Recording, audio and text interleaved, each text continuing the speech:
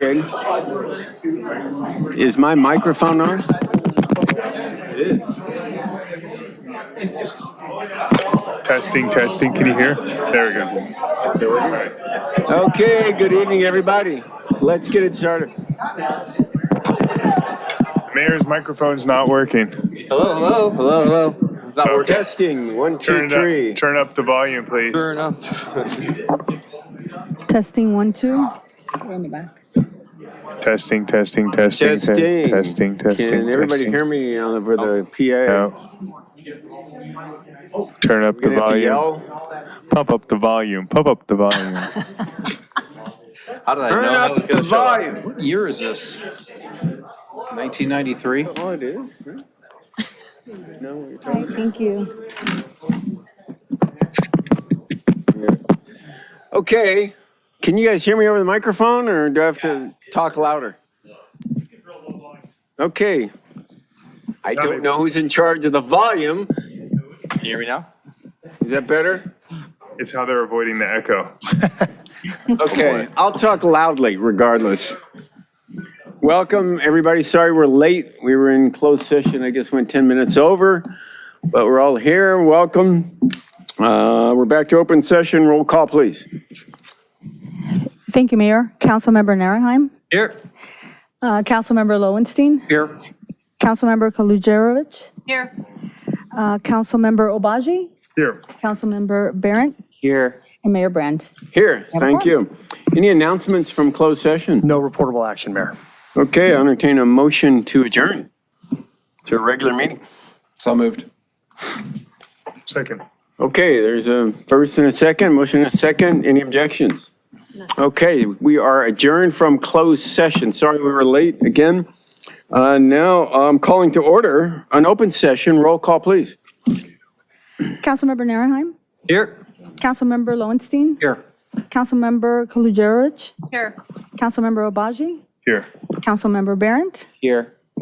And Mayor Brand. Here, let's all rise and salute the flag and take a moment of silence afterwards. Okay, ready? Begin. I pledge allegiance to the flag of the United States of America and to the republic for which it stands, one nation, under God, indivisible, with liberty and justice for all.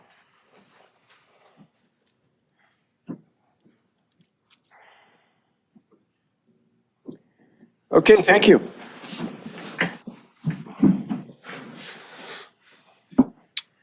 Okay, we'll do presentations. Councilmember Narenheim, do you have anything? A couple things. I had a great community meeting on Saturday morning. Thank you, Elizabeth, for coming down, city staff. We had Jordis there for the logo, and we had a hour and 15, 20-minute conversation regarding the logo. It was a great conversation. Thank you for that. And then we went over a bunch of other items. We ran definitely a little bit late, but that's what we do. And I have my online community meeting Monday night at 6:30. That's coming up, and that's via Zoom and Facebook. So you can watch it on Facebook, but you participate via Zoom. So go ahead and sign up for that. It's on the website for the link on that. But Saturday was another wonderful, beautiful day in Redondo Beach and in the Southland, but it was even better because it was Veterans Day and we had a fantastic event and celebrating our veterans down in Veterans Park. We had some great speakers and great presentations. Mayor gave a key, and I'll just say that I'm so thankful to have the volunteers we have in this community. So I'm so thankful that we have a city government and residents who support such an awesome event and the volunteers that come down. I think I've missed one Veterans Day and no Memorial Day events. And it's really heartwarming to see a collection of elected officials from around the South Bay, including Amara Suchi, show up to the memorial that's in Veterans Park with the view that we have. We've got, get everyone's thinking for the holidays. We've got the holiday stroll in Riviera Village coming up. It's Thursday, December 7th, 8th, 9th, I think, right? 8th or 9th, right in there. And come on down for that. We got a lot of cool things happening. And the lighting ceremony as well, which I'll let you talk about. That's it. That's all I've got. Thank you. Okay, Councilmember Lowenstein. Yeah, I'd like to echo what Councilmember Nierenheim said. The Veterans Day celebration / observance was very, very moving. Got to hear from 90-year-old Colonel Hewley, I recall. Yes, from Chick, Tennessee. And I got a chance to talk with him afterwards. He's really seen a lot. He went through, talked about his whole friends that had been through war. It was quite moving. And also, we had a great community meeting last night with Jordan Small as well, and who is from Stellan Design. And the consensus was A, nobody likes the mustard-colored sun, and B, people now see why we might want to do a logo redesign, and that's because we're talking about the branding of the city, and that is everything involved from tourism dollars to people recognizing employees when they're out and about, to police, everything. So there is a reason we do this. We don't decide, hey, let's just redesign the logo. So anyway, it was very good. Regarding the tree lighting, I believe it's at the December 5th, before the December 5th meeting starting at 5 p.m. Is that correct? And that is the tree lighting. I don't know if there's a menorah lighting the same night or a different night. Different night, I believe. Different night, okay. But we will have the annual tree lighting joined by the, I want to say is it the choir from the high school? I think that's what they've settled on, yes. So out at Civic Center Plaza with the tree lighting. With So the tree. 5 p.m. December 5th, which is approximately, I think, 3 weeks from tonight. So that's it. Thank you. Councilmember Jarvis. Yeah, I was honored to be at Veterans Day event and specifically got to, well, I didn't say the pledge. My daughter Clara said the pledge, and it was great. It was really nice to see her up there, and she was so proud to do it. She did a good job. Oh, thank you. I'll let her know. And also got to attend the Redondo Beach Police Department Award Ceremony today. There were lots of well-deserved awards. It was just a great example of what an awesome police department we have. Thank you to everyone. Okay, thank you. Just to pile on Vets Day, we named Tom Lasser, who's been emceed that for 13 years in a row, both Vets Day and Memorial Day. That would be 26 times. And so he worked with a great group of people long time ago, planning that Vets Memorial, and they just fantastic job.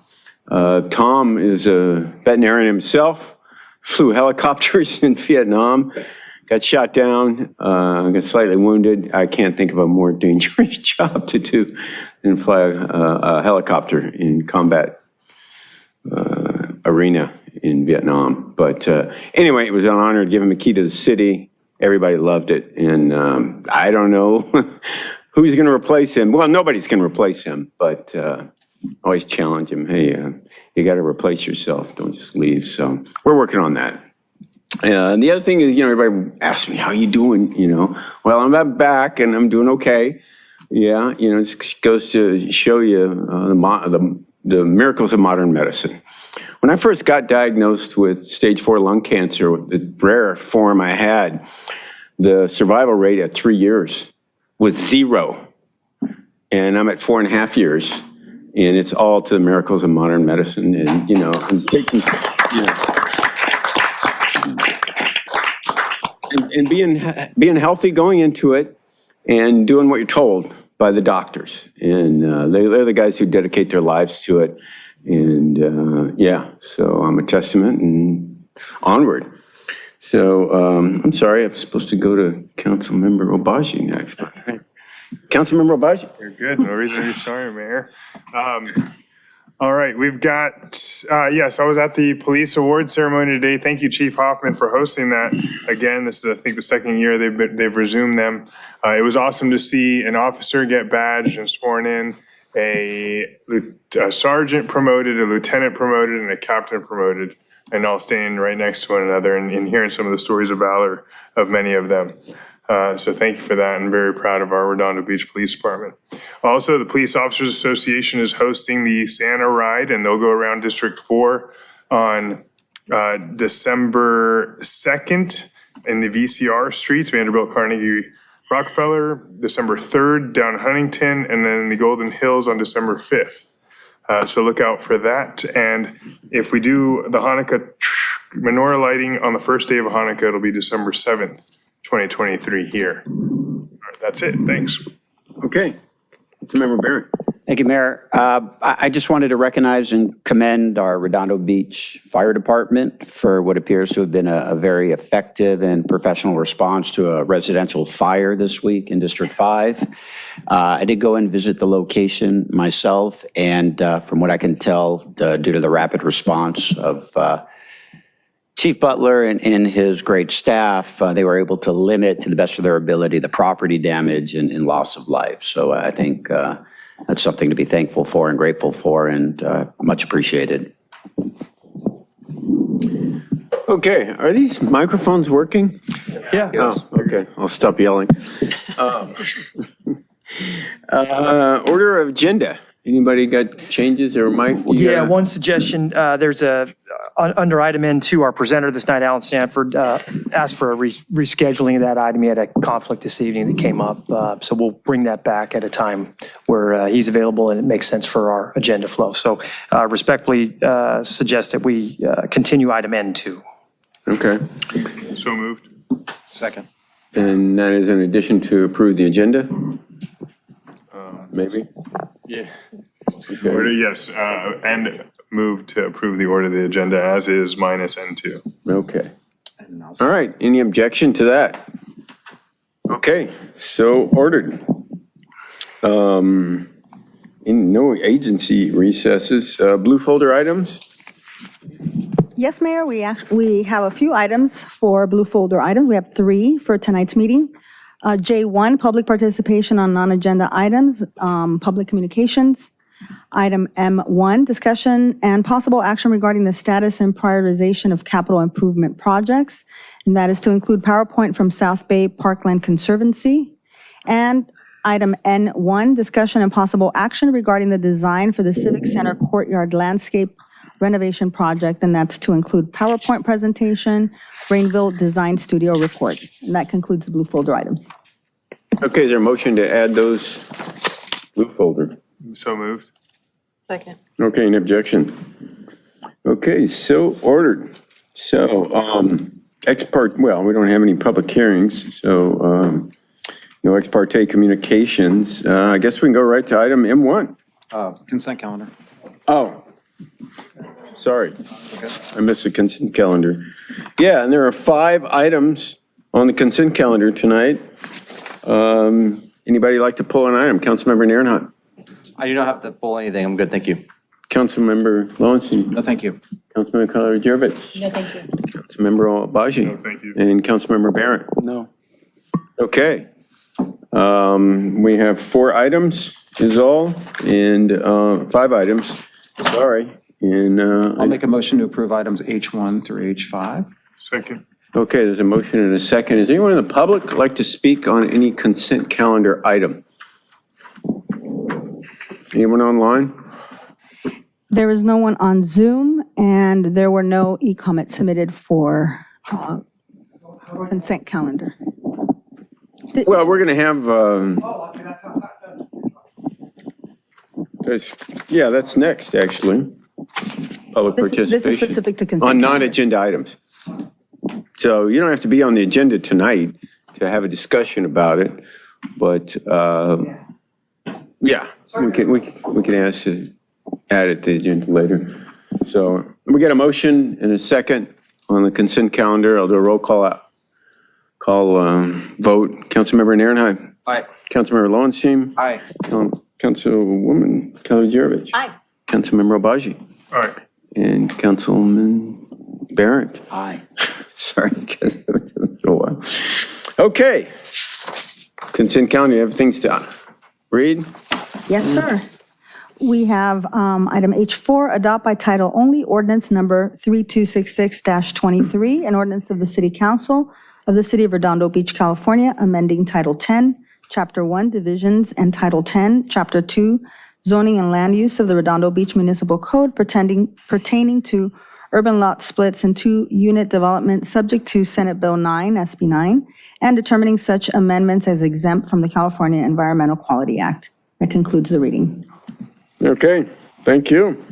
Now is public participation on non-agenda items. Is the opportunity for the public to speak that is not on the agenda. So you don't need to be on the agenda to address any item as long as it's not on the agenda, and you just have to wait for that item to come up. So this looks like non-agenda items. Waco Beach Cities, yeah. Am I correct? We got 3 items not on the agenda to be speak about? Yep. Todd Cagle. Have a card for Todd, from Todd Cagle. Everybody has 3 minutes to speak on non-agenda items. So, Mr. Cagle. Yeah, my name is Todd Cagle. I'm in District 1, and I own property on South Pacific Coast Highway. And I was just wondering, I have a new owner that has bought property next to me, and both of our driveways are together. And I'm assuming that that is a shared driveway. So how do I find out if it's a shared driveway, or, because we've shared it for years. I've been there for like 35 years. This guy, he just bought the property. He's been there for a couple of months. So he doesn't like me to drive on his shared part of the driveway. So I'm just trying to clarify or figure out how that works. Is this a new project that's gone up on PCH? Okay. No, this is probably next door. Mr. Scully right here can help you if you grab him on your way out, and he'll help point you in the right He's in charge of direction. what? Community development. Oh, okay, great.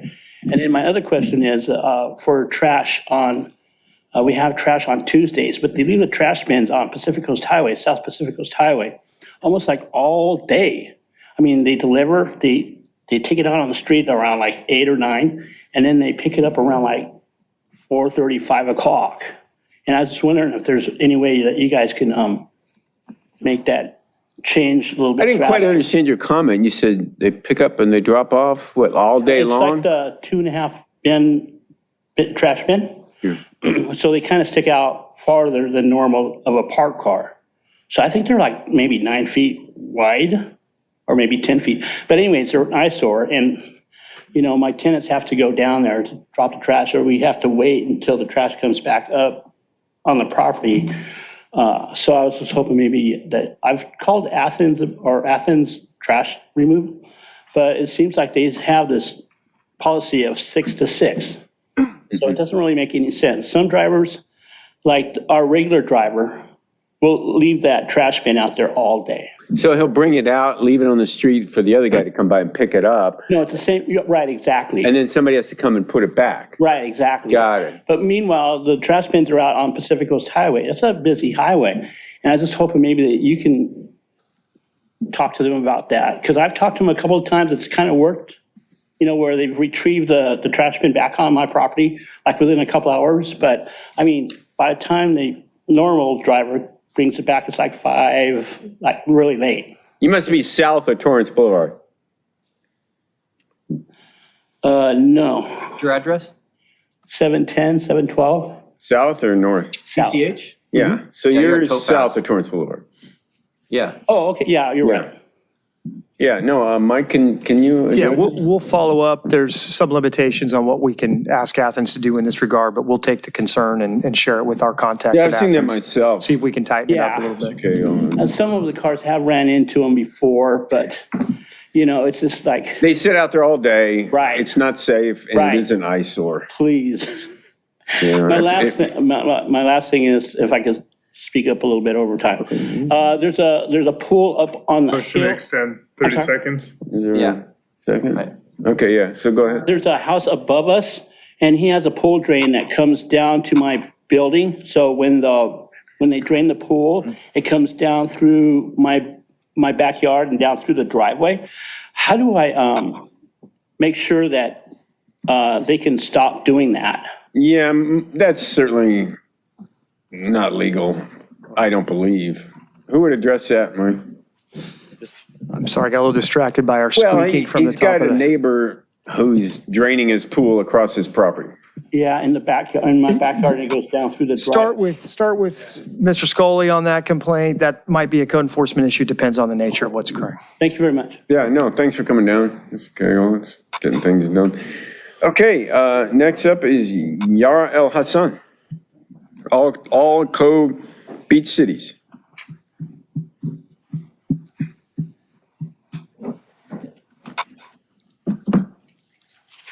Hi, my name is Yara Al-Hassan, and I'm a junior at Redondo Union High School, and I'm also a part of the Youth Advisory Group at All Cove Beach Cities. And we are nearing our one-year anniversary celebration of All Cove on this Saturday, November 18th. And we just wanted to come up here and speak to you all and speak to the public about this celebration and everything that we've achieved in the past year. I've been a part of this organization since the springtime, and I've already seen that so much has been done. We opened in November 2022, and we have welcomed more than 4,000 young people, and about 12% of those have sought services. And we've had around 700 tours and presentations and events locally. We also are very thankful for our community partnership with both the Redondo Beach Police Department and the Redondo Beach Fire Department, as well as their fire dogs, which we really appreciate. They will also be at the celebration on the 18th, and that is going to be from 4 to 7 p.m. There is going to be live music, art, and free food, and everyone, young people ages 12 to 25, along with any family members they want to bring, are totally welcome to come there. We just also wanted to mention that every single month we have a plethora of events at All Cove. They range from a bunch of different topics, things like art and music. We have some more serious topics that we cover, like right now we're doing some teen mental health training. And we just wanted to get some more outreach because we really do believe that this helps destigmatize mental health. And we just wanted to invite everyone to our celebration coming up. Well, thanks for coming down. You ought to invite the mayor down to talk to one of your powwows, because I'd be happy to do that. And, Yeah, that would be great, actually. yeah. What's your location? What's your address? 514 North Prospect Avenue. I Oh, believe. okay. Yeah, excellent. Yeah. Yeah, you're right by the, In the health district, yep. no, you're not by the power Right lines, close to sorry. the high school. Yeah, sure, of course. Well, fantastic. Thanks for coming. Thank you so much. Look up my email on the city website and just email me.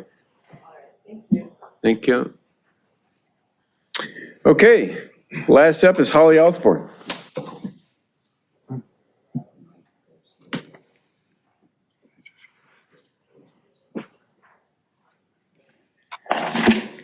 Good evening. This is Holly Osborne from District 5, and I'm doing this speech tomorrow, the 1-minute version, so I thought I'd practice and bring you up to date. Okay, so good evening, Mr. Mayor and council members.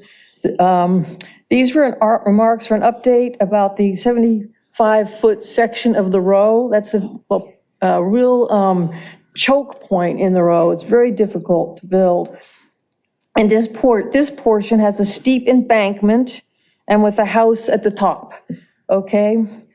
This chart shows 4 pipelines under the patio of this person's house, and one of those pipelines had an anomaly that you might have read about in the Easy Reader, if you read your Easy Reader, and the pipeline with the anomaly is the one closest to the embankment. I marked it in green here. And it was just, Torrance, it was a Torrance Logistics line, and they just came out, Doug had to dig about a 6-foot hole in the patio, and they had to take down part of his wall, and they fixed the anomaly. It's called a full sole, or you can call it a sleeve, but you guys are technical. So, and they did a very nice job. And they restored the wall, and they put the patio back together, and so forth. It was great. But it turned out Metro did not want them to repair the wall. They actually sent a letter to the owner demanding the wall be torn down at the owner's expense. This makes no sense. They had sent this previously because both the wall and the patio were not originally built by the property owner, and they protect the pipes also. It also makes no sense because Metro supposedly has not made a decision about which route to take for the Green Line. So we in Redondo and Lawndale have expressed our concern for this neighbor and trust that Metro will take no more adverse action against him or his property. And now I just want to point something out. The reason his property is paved here is because it used to be a street and the pipelines were under the street. And the street was Condon Avenue. That's the same Condon extension in your district, Mr. Obaji, okay? And this is actually on the east side of the railroad tracks. Condon's not there anymore, but it was there when this guy got his property and so forth. And I found it in an old map, okay? This one was from the 60s. What I'm interested in is when did Condon disappear completely? And so if anybody has maps from the late 60s or the early 70s, I really want to see them. Okay, thank you. Thank you. All right. Does the city have maps? I would imagine somewhere. Maybe. Maybe. Well, can we look for them, see if we even have them? Okay, anybody want to speak in public comment, things that aren't on the agenda? Hi, Jim Light, District 1. Just an advertisement for the upcoming boat parade in King Harbor, December 9th from 5:30 to 8. And there's some great viewpoints at Portofino Inn, Moonstone Park on Mole B, Portofino Yacht Club, not Portofino, Port Royal Yacht Club, and King Harbor Yacht Club. So put that on your calendars and hope the public comes out to see the boats parade around the harbor. Thank you. Excellent. Okay, any other comments on non-agenda items? I don't know if this is an agenda item or not. I know I see lots of friends up there that I've made through the years volunteering here in Redondo Beach. And I'm a lifelong resident of Redondo Beach. I'm Carl Leach. I want to applaud you on your plans to re-landscape this area around City Hall and everywhere you're going to landscape. Yeah, this is on the agenda. I'm sorry. Okay. So yeah, you just come and speak, and it's coming right up. Okay. So you won't have to wait long. Anybody else on non-agenda items? Mayor, there is one e-comment that had been submitted, and there's no one on Zoom wishing to speak at this time. Okay. Thank you. Okay, now, moving right along to no ex parte communications because there's no public hearings. So we can move right on to M1. Discussion and possible action regarding the status and prioritization of capital improvement projects. So, Excellent. Yes, Public Works is going to be giving the presentation. I think Ted might be kicking it off, Lucy, when you get a chance. I think we've got a PowerPoint to fire up here. And Ted, I'll let you take it away. Thank you, Mayor and council members. Yes, we have a full team for you here tonight. We are going to give you a presentation on the CIP prioritization to try to solicit some of your input on it. I'll just give the quick background that we were here back in February, earlier in the year, to talk about the CIP prioritization. And when we went through the budget during the early summer time of the year, you approved not only the existing CIPs, but we added some additional CIPs and additional funding. And this is a time that we can talk about the status of each of those CIPs and what priorities the council may wish to have. I'm joined tonight, as you can see, by Deputy Director Mike Klein, City Engineer Andy Wingy, and our CIP Manager, Jesse Reyes. He's going to go ahead and start off with the presentation. So Jesse, go ahead. Thank you, Ted. Good evening, Mayor and Council. Jesse Reyes, CIP Manager. I'll be presenting on the CIP prioritization tonight. So this item, as Ted mentioned, was part of the strategic plan objectives. We presented a version of this back in February. So it might be familiar to some of the council, but I know we have a couple new council members since then that this will be new to. A little overview of the current state of the CIP program. Currently, we have 126 projects in the CIP program. The slide illustrates the number of projects per type. As you'll see, the street improvements by far has the most projects associated with it. It's also important to note 58 CIPs have been completed since fiscal year 1920, illustrating a robust program. This is a snapshot of the last 5 complete years of the CIP program. The key thing to note is the growth of the program over this time, from 69 projects in fiscal year 18-19 to 126 projects in the current fiscal year, almost doubling in size. You can also see the increase in expenditures over time. I'll note that the expenditures spike in fiscal year 22-23 is in large part due to the transit center and also having many projects that were in design come into construction. We do anticipate that number to come down somewhat next year or this year, but it still shows the amount of work that was completed during the last fiscal year. How are CIPs categorized and prioritized? First off, they're placed into one of the following categories. Programmed, which are projects that are added to the CIP budget and a certain level of funding is appropriated. We have pre-design, where projects are assigned to a city engineer or an on-call consultant to begin the planning, entitlement, environmental, and conceptual design process. The design phase is where conceptual plans have been approved. Design process continues towards final construction plans and specifications, and any permits are secured. The procurement phase is where projects are in process of being put out for a competitive bid, evaluating those bids, awarding a contract, or finalizing and executing a contract. Construction, a little more self-explanatory. This is a project that or contract that's been executed on a notice to proceed on the project has been given. And then completed, we have completed on here because we have projects that are substantially complete and in service, but there's still some closeout procedures that are still underway.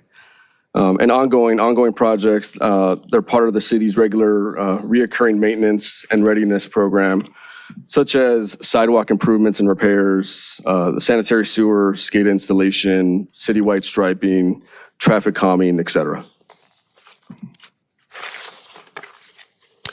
So what's the methodology for prioritization? There are many factors that guide CIP prioritization. The main factors are listed on this slide, as you see in bullet points. I won't read them all off. But these elements help create a guide for the current CIP project list. The goal is to work through the list, complete as many projects as possible, and therefore projects that are in construction are given priority. We want to make sure we work through these projects in the timeline we set out in those contracts. Obviously, there's factors beyond our control that at times push these timelines, but these projects are given priority to complete. At the same time, we focus on the seniority of projects added to the CIP. As a rule of thumb, projects that have been on the list longer will get attention prior to other projects. Of course, this has many caveats, and other projects might gain priority status if there's regulatory requirements, certain funding that has very specific timeline, or maintenance CIPs, which I'll speak about in the next slide, that can move into a more streamlined manner. The next level of prioritization is fully funded projects. Projects that have been appropriated sufficient funding, at least to our engineers' best estimates, have priority over projects that still require further appropriation. It's also important to note that CIP, one of the other drivers is CIP prioritization is council priorities. Either through the budget process or the strategic plan, the council lays out their priorities for the year, which may include new projects. For example, last year, the skate park was one of those projects that became a council priority, and staff adjusted its workload accordingly to ensure the project was moved forward in a streamlined manner. So while we don't have a formalized procedural manual that dictates the methodology of prioritizing CIPs, this is in general how we assign and work through the CIP program. It's not an exact science. There's room for flexibility and adaptability, but there is a method to the process. So at times, the public might wonder why certain projects are being completed faster than others. And as mentioned, this can be for an array of factors such as funding, design complexity, permitting requirements. However, another factor is whether a CIP is a traditional CIP or a maintenance CIP. A traditional CIP is in essence your standard CIP that goes through all facets of the process. Pre-design, design, formal procurement, formal construction, execution, and closeout. While maintenance CIPs, such as the pier restroom improvements, playground rubberized resurfacing, the dog park improvements, roof replacements, facility improvements, just to name a few, can be done in a more streamlined fashion. These are often managed by the Operations Division of Public Works and require minimal design and scope. They also have a simplified procurement process as allowed by the city charter. that can assist in moving them forward towards completion in a faster manner. Excuse me, does that take into account the recent charter amendments? The simplified matter? Yes. Okay, thank you for that clarification. So I just wanted to point out these differences to give a clearer picture that not all projects in the CIP program follow the same process, and therefore their CIPs, because of their nature, can be completed in a faster than others because of this different process. And to your point, council member, staff does plan to present council an ordinance to define maintenance and the procurement process for maintenance CIPs in order to accelerate those project delivery. That was part of that charter change that was approved by the voters. And with that, I'll give it back to City Manager Wazanski for some more comments. Yeah, so what we're trying to do tonight, and we're going to put up on the screen here pretty soon, the overall list of projects that fall into the categories that Jesse just described. We're in the finishing touches here and completed. We're underway in construction, various stages of design, et cetera. Just in essence of time, we're not going to go through every one of the 126 projects tonight and give you an individualized status report. We are prepared to speak to all of them. So if you have specific questions about particular projects that you're curious about, happy to answer those. We'll certainly defer to you in that. But what we're looking for tonight from you all is general feedback on the prioritization process that we have. Obviously, we have a very complex and at this point, voluminous CIP document. The big jump in the 2 fiscal years from the project categorization of roughly 60, almost 70 projects to where we are today really has to do with availability of funding and the assigned resources that the council through those budget cycles ultimately provided. It's a big jump. Corresponding with that jump has also been an increase in the number of projects completed on an annualized basis as we have added resources to the engineering team to ultimately effectuate those executions. The goal tonight is for you to, and the council, I think it was a great idea, was a referral initially from Councilmember Lowenstein, was to come back and give you a chance to each individually select one project that from your point of view, you would like to see prioritized. And what that means, depending on what you pick, is ultimately we're going to take a project that might be in the status of programmed or in a pre-design role currently, or it's currently under design, but only has, say, 10% completed, et cetera. And if you choose that as your priority, we're going to accelerate the level of resources that we provide to that project and move it up the design list. Now, that will have the ultimate effect of bumping other things down that design list. So we'll talk a little bit about where it likely slots in to the overall prioritization of construction and execution of projects. But that's the goal tonight, is to hear from you individually. What do you want to see done? And then we are going to marshal our resources to help you get there as expeditiously as possible. I know there's sometimes frustration with the CIP program. We set money aside and we think, why isn't that done? But as Jesse articulated and Andy and Ted and Mike can explain in more detail, every project is unique and every project has its own timeline based on what's required and what ultimate resources are needed for it to be completed. So we're here to answer any questions you might have, but most notably, we want to hear from you which of your projects are individually important to you. And by the way, if while you're doing it, there are particular projects on the, say, program list that you, as you look at this now in a more holistic way, you say, you know what? We added that to budget a few years ago. Not so sure that's a priority anymore. We might want to think come CIP time next spring about reallocating those resources to something else that might be a higher priority or might help us get these other items constructed more quickly. So happy to hear that feedback too. I know it's not always easy to give up a project once it's on the list, but if there is something you all can coalesce around, we're all ears, and we're not asking you to defund it tonight. That isn't the action that we'd be taking. We'd come back and make adjustments at the appropriate time, whether it be mid-year or next year's CIP programming efforts. So with that, we're prepared to kind of scroll through this, I think, and give you a little bit of sense of what each of these projects are. It's been an attachment to the report. Hopefully you've had a chance to look at it. Provides a little bit of a blurb on status, gives you a sense of where we're at with design. But from there, really, we're all ears. We want to hear your questions, obtain your feedback, and then ultimately list out those 6 projects that you all think are very important. We'll start to work on. Yeah, no, thanks, Mike. That's a great presentation, Jesse, and the work you guys put into putting this together. I really, really appreciate it. You know, obviously our CIP projects and whole process is very complicated. every budget time, we do CIP projects and, it's like a wish list for us up here, Christmas wish list. And things get added and, the list, just things, that we funded and voted to approve. It just takes years to get on the board and to get completed. And by the time it gets up this list, inflation and other thing, we didn't allocate enough money. Right. And so now the price has gone up and as you suggested, well, now we're going to have to give up some other projects if you want to get this completed. And probably a good example is what we're going to talk about later is the pavers in Basin 3, and so the only one we properly funded now that it's been a few years, is asphalt, which is exactly what we wanted to get away from. So now whatever we choose, we're going to have to probably kick out another project. But that was a priority, and it seemed to us anyway. And I think, the council looks at what we did, years sometimes ago that, now we don't have funding for. And none of the thing that comes to mind for me was I forgot even what we call the pier. I'll call it the fishing pier. What do we call it? The small vessel pier. And it came to us, it would be $800,000 to refurbish it and keep it active and keep the restaurant there, which everybody loved. And we decided to table it. And so we tabled it. And I think 4 years later, you came back and say, well, it won't be $800,000, and it would be a lot more. Right. In fact, it would be $1 million to demolish it. Yeah.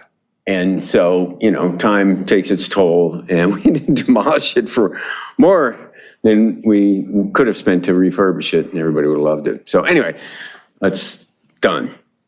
But I'm just showing you how, we up here make decisions and we add things to the CIP and they're at the bottom of the list, and by they get to the top, we don't have money for that.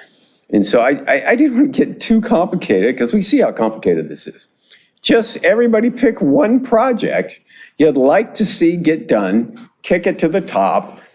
We probably already have funding for it. And if we don't, there's probably an incremental that we need to add to get it done. And if we wait longer, it's just, that gap's going to get larger and larger. And it was an important project, I'm sure, at the time. And so that was, really the on purpose of this is let each council member pick a project, kick it to the top. I think of the Scout House out in District 5. Big deal. This room was filled with people. Let's do the Scout House. And so we said, okay, let's program the Scout House, which we did. And did that ever get completed? Yeah, we got a lot of the Scout House done. I think all that's left now, Mike, is maybe some exterior improvements. We do have exterior work that needs to be done. It needs to be environmentally done. Was an old building that was moved onto the property. The roofs have been replaced. We've done interior work, replaced doors there, installed a trellis on the front of the facility. The Girl Scout House does need a little instances with duct tape, I guess, but we have been making improvements there. The interior floors do need to be replaced, and we've been trying to get qualified bids for that. And then the exterior, that one is the biggest eyesore. The what? Sorry, man? The exterior, it's the biggest eyesore on the outside. So are we going to need more money than we allocated to do this? I don't know. How many years ago did we do this? 3 years ago? Yeah, I think it was something 3 like years. that. We do have funding though for it. Yeah, we're working on it. I'm sure the 22. price is going up and we're going to have to do something to fund. I think we're going to be okay on that one. Okay, okay. Yeah, this one we've moved on. This was a 21-22 fiscal year appropriation. I know the council made, based on it, and you recall it well, Mayor, the room was full and it was clearly a priority and for the whole council, and it has received quite a bit of attention, but it isn't yet done. This falls into one of the projects that Jesse described as a maintenance project. It's something that Mike's crews and through sometimes contractual supplemental work can execute phased in repairs, and we've executed probably 70% of the phases that we wanted to, and there's still a few more to go. But Mike's resources get distracted. So if I was a member of the public that came to this meeting 3 years ago, Scout house. And we all went, yeah, okay, Scout house, all in favor? Aye. Here we are 3 years later. And wondering, They're likely very happy at this point. A lot of improvements have been made, but it's not fully completed yet. So it's significantly improved, not all the way there. yeah. So we all thought it would have been completed and moved on to other things. Anyway, my project is going to be Wilderness Park. I've been out there several times. People love it no matter what it looks like. But frankly, it is a disgrace. You walk around and you look at all these things and buildings, and it could be so much better. And we did allocate a lot of money for it. And yeah, that's going to be my project. Yeah. And Jim Light, who's the Parkland Conservancy, the president, they've done a tremendous amount of work out there. So I was let him give a short presentation about what they see needs to get done out there. I think it's in the blue folder, their presentation. No? I'm pretty sure it was submitted to Eleanor. Yeah, it should be. And I have it here if we need to queue it up. Yeah, so just let him cue that up really quick. And as we leave that my project, move on to everybody else. Right. And as we think about Wilderness Park, what will be helpful, and you alluded to it, Mayor, there are a number of things that need to be done at the park, and I'm sure we'll see that in the presentation. We're going to need to prioritize, I think, what order of events we want to see there. We've got the community center to consider. We've got the restrooms to consider. We've got both the current pond that needs significant refurbishment, and we have the pond that was removed from the site several years ago that has yet to be reconstructed, which will require its own level of engineering. So we're going to need to think about exactly if Wilderness Park's our priority, what order of events do we want to focus our efforts? Because they are each going to take some individual architectural skill sets, particularly the maintenance of the ponds. Well, it goes to my larger point, which I was making earlier. We were given estimates to do the lower pond. Right. And we allocated the money, and now it's much more because inflation and regulations, new analysis, new regulations. And I mean, I was walking out there the other day, just the drinking fountains, they're all over the place. I mean, it's a disaster. So it's from small to large, things. And so that's just going to be my project. I don't even let Jim give a presentation. I'll just leave it alone after that. So, and then we'll switch to everybody else's. Can you cue it up or Jesse? Yeah, go ahead. And Jim's here. And so don't talk too much, Jim. You could talk all night about Wilderness Park and just make it quick. So thanks, Mayor, for picking this as your priority project. I am Jim Light, the president of South Bay Parkland Conservancy. If we could go to the next slide real quick. So I've seen most of you down there. I don't know if all of you have been to the park or know the history. So I'm going to go over the history real quick. First, from a geological perspective, Wilderness Park is the highest and easternmost of the old coastal sand dune system that extended from Palos Verdes Hills to Bologna Creek. And because of the height of that lookout, of that dune, it was a lookout for the Tongva natives who were here before the Spanish were here. So it was a Tongva site historically. If we go to the next slide, jump way forward to the Cold War. We wanted to protect against Russian aircraft coming across from Siberia. So the Army set up the Nike Ajax missile radar systems. And Wilderness Park was originally the radar site for a local Nike missile system. So those three radars you see kind of wrapping around the text were the three types of radars that were at Wilderness Park. The center picture, those concrete pads where those radars were still exist in the park today. And on the right is the actual missile that would have launched. The missiles were actually located at what is now Torrance Airport. So this was a federal site used to protect our nation from Russian aggression. So next slide. By the late 60s, that was an excess site. They abandoned the Nike Ajax system. So in 1971, the federal government deeded what is now Wilderness Park to the public for public and recreational purposes in perpetuity. And in 1977, the city opened it up as Wilderness Park. Next slide. When it opened in 1977, the city had planted over 100 trees, had 2 ponds and streams and a small wetlands at the lower pond, had 3 campsites that were $5 for adults and $3 for children overnight, a day camp, a community center filled with interpretive displays, an amphitheater, path lights, and restrooms, and it was staffed by a ranger and 3 full-time staff. The picture kind of in the center on the bottom is the original tree layout in the park, and in the upper right is the lower pond that has been gone now since the mid-2010s. I don't know the exact date. Next slide. So we've seen a slow due to budget cuts, staff cuts, and lack of prioritization. We've seen degradation of the park through the years. It has just built on top of each other. Staff was cut. We no longer have a ranger. We have part-time staff with little understanding of the history, the flora and the fauna out there. The path lights are gone. You can, unless you dig around, you can't even find the remnants. The ponds and streams were all concreted in. They were originally clay lined. And the lower pond was eventually punctured and filled in with dirt. Invasive weeds came to dominate the site. The community center was turned into private school, so all the public interpretive displays were removed, and I think maybe one or two exist in the garage now, but most are gone. The general infrastructure degraded. It got into a mode of repair only. There was no proactive maintenance. And the remaining pond is thick with algae all year round. It used to just be the summers, now it's all year round. And there are some hazardous conditions, and the camping costs have shot up. For the first person to get a campsite, it's $250. And then the other prices are the same, but right now with that $250 hurdle, only larger groups are using it. It's not used nearly as frequently. Next slide. So I provided some examples here. This isn't all of them, but some blatant ones. In 2008, Leadership Redondo did a water-wise garden project that you see in the upper left. That's what it looked like after it was installed. By 2019, it looked like the picture in the middle, that little dome you see in the center, looked like the dome in the center picture there. And if you went out there today, what you'd see is the picture on the right. Similarly, I already talked about the lower pond. On the left is what the lower pond looked like in all its glory and was a well-beloved site. Today, it's filled in with dirt, and only when it rains does it get that little puddle in the middle. And that is the most requested amenity in the park when we're working on the park. Wow. These are just snapshots of different things. The restrooms are run down. They have graffiti in them. The community center, you can see the beams are rotting out. On the right, as you walk through the park, you'll see pipes and stanchions sticking up that have no apparent purpose anymore.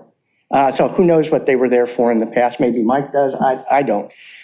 The algae in the pond, this is the input to the stream, and you can see the water is green coming out of the pump and filtration system there. So it's not getting filtered out, it's just building up over time. Bill talked about the drinking fountain. The bowls for the drinking fountain are just resting on the concrete and aren't really connected to the drain pipes anymore. And on the right, there's a tree ID tag that's been broken, possibly by kids playing around or just rotted away. But even at that, behind it, there's no tree anymore. So it's identifying something that was there one time but isn't there anymore. And you'll see that in different places throughout the park. And then finally, a couple hazardous examples. I've circled in red there 2 pipes coming out of a very popular trail for kids. It's down one of the steepest slopes in the park that kids love to run up and down. And those pipes used to hold in railroad ties. There was a staircase there that was removed years ago, and those are the remnants of the pipes that held those railroad ties in place. And that's not just a tripping hazard, but you could hurt yourself on those things.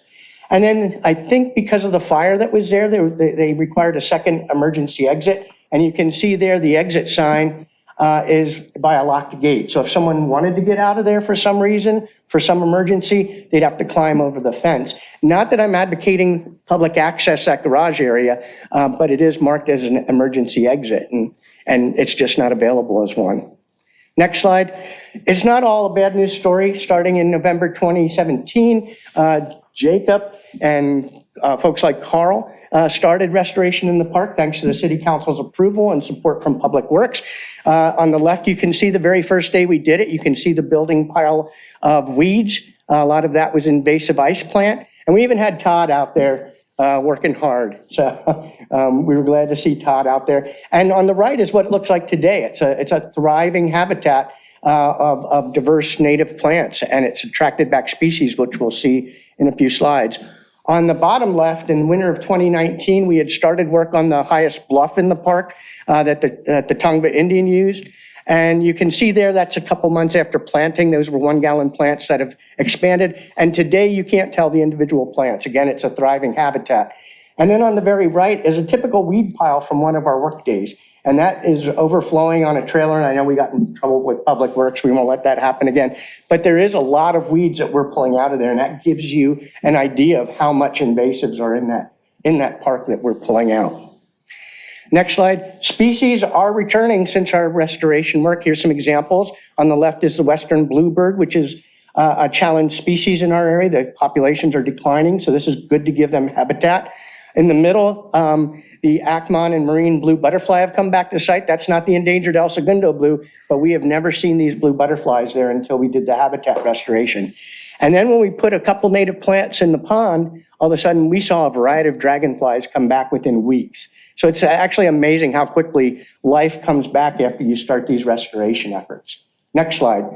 Another good news is we are in work with city staff on a master plan for Wilderness Park. We just discussed it last week, and we're moving forward on it. That provides a new vision and for new vision and revitalization of the park. So it integrates maintenance, habitat restoration, interpretive signs, and new amenities. These are just 3 examples of the things we're discussing.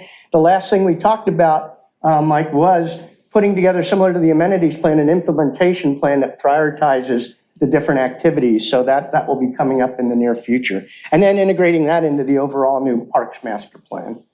Next slide. So in summary, Wilderness Park has an important historical significance to the city. It's a beloved resource and a unique resource, but it has severely degraded over time. The plant restorations are enjoyed by the public, but they're also providing crucial habitat to help restore our ecosystems. SBC is working with the city on the Wilderness Park Master Plan. But what we need is exactly what you're talking about. Infrastructure and amenities need prioritization and funding. First, to reverse the degradation of the infrastructure. The funding you already have in place for the community center and the ponds and the CIP need prioritization. And then funding for the enhancements as we move forward. So that concludes the presentation. I appreciate the time and I'm available for any questions, but appreciate the council's and staff support on all the activities in Wilderness Park. It's been a great 4 years or 5 years, whatever it's been, since 2017. Yeah, I think as everybody sees, the South Bay Parkland Conservancy has done a lot of volunteer organization and volunteerism down there, but it needs a lot of work. I tell you, it's such a wonderful place to even have. And previous councils have just let it go. And they have prioritized parks at all. They filled in the lower pond. They didn't maintain it. They blocked the exit. I mean, all these little things that add up to, frankly, a disaster. And without the volunteerism of what they've organized and put out there, I mean, it would be even worse condition. So, that's why my project. So I think we should just take some questions from the council and let the other people here that speak on that speak, so they can go, because I think that's all they want to talk about, and then move on to other projects quickly, because we got a lot to go. Councilmember Abaji. Thanks, Jim, for that presentation. How much money do we have for Wilderness Park right now? Because I saw 400 and change for the rehab. That's what the Jesse's highlight is on, right? 404,000. Yeah, we have, I think this is the primary source of funding. It's not reflected in the appropriated CIP budget yet, but we have identified a few additional residual CDBG resources that needed a home. Wilderness Park checked those boxes, the community center and restroom projects did. So I think that was another roughly $100,000 that's right now off the books that eventually will have to be appropriated, but is eligible under the CDBG program. We also have some additional money that is funding regional park restroom improvements over a number of sites. Some of that money is authorized for Wilderness Park. I think that number is probably in the $50,000 to $75,000 range, somewhere in that ballpark, if I remember correctly. So, call it $600,000 all in that we have that we can spend at Wilderness. What we don't yet know, and I think the biggest variable in all of those amenities is what is the cost to both renovate the existing pond feature, which we all desperately want to see done, and then what is the cost to design and reconstruct the new pond feature. I think those are at this point still more mysterious figures for us. So I wouldn't tell you that $600,000 is enough to do all of those things definitively. It's certainly enough to begin the design efforts. and then start the process of improving the community center and then the restrooms. But it would be helpful to us to know, I mean, obviously, we want to get all of these things done. But if there is a pecking order here, is it community center, restrooms, ponds? Is it ponds, community center, restrooms? Is it exterior, landscape, hazard work, then community center, then restrooms? That's the kind of specificity tonight that would be helpful to us. If I could add, so the 404,000 that is in the CIP project, 50,000 has been, it's going to be appropriated, not yet, but it was approved for MOU with the South Bay Parkland Conservancy. So that brings it down to about 355. The CDBG money that we need to spend by April 5th of 2024 for the clubhouse, it's $250,000, which I think would cover the existing renovations that need to happen there. So we're back to 600K roughly then. Yeah. The $50,000 will support more of the exterior work. 250 or 50? 250,000 in CDBG monies. And they need to be, they'll be used entirely on the clubhouse? Correct. Clubhouse, we have That'll restorations. cover everything for the clubhouse, or there's still more money that'll be needed? We're hoping so. Right now, what we're doing is we're prioritizing what needs to be done. Roof is number one. We're in the process of receiving bids for that, for removal and replacement, along with the termite-ridden beams that are there, having the same contractor do that. Interior bathroom partitions that need to be replaced that were shown in that, and removal and replace, getting rid of the old wood ones. So there's quite a bit of work that has already started And just on one the last pre-planning for that. question and a comment. Is Wilderness Park Quimby fee eligible? Yes, absolutely.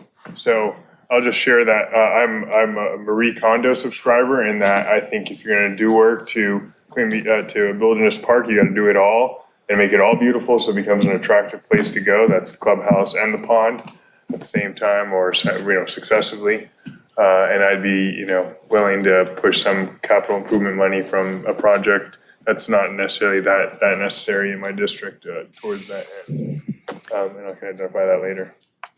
Any sense, I mean, what would help us, any sense in prioritization? I mean, obviously, the community center is something we've got some CDBG timeline on. We may have to just get that design rolling, but does that make sense for us to focus there and then work, then what, ponds, then restrooms and ponds? I don't know, maybe restrooms first, that's an easy thing to knock out. Okay. Because the pond's going to take money and time. And we're going to need to bring on an It's definitely expert. important. Yeah. It's definitely important. We don't want it to let it slip. I would hope we could do some in parallel.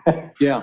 Start to get RFPs, and we're in position to help with the lower pond design. We've got an expert that just PhD who just graduated from UCSB and is hanging out a shingle as a consultant, who we've already consulted with regarding design to keep the cost down and get a better pond feature than we've ever had.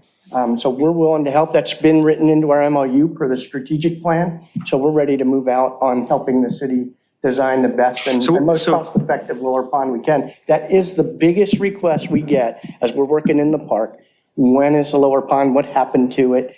The upper pond's smaller. It's not the attraction that the lower pond was. Yeah, so why don't we break it down this way? So we'll continue to proceed with the community center improvements. That's really viewed as a maintenance project. That's Mike's crews.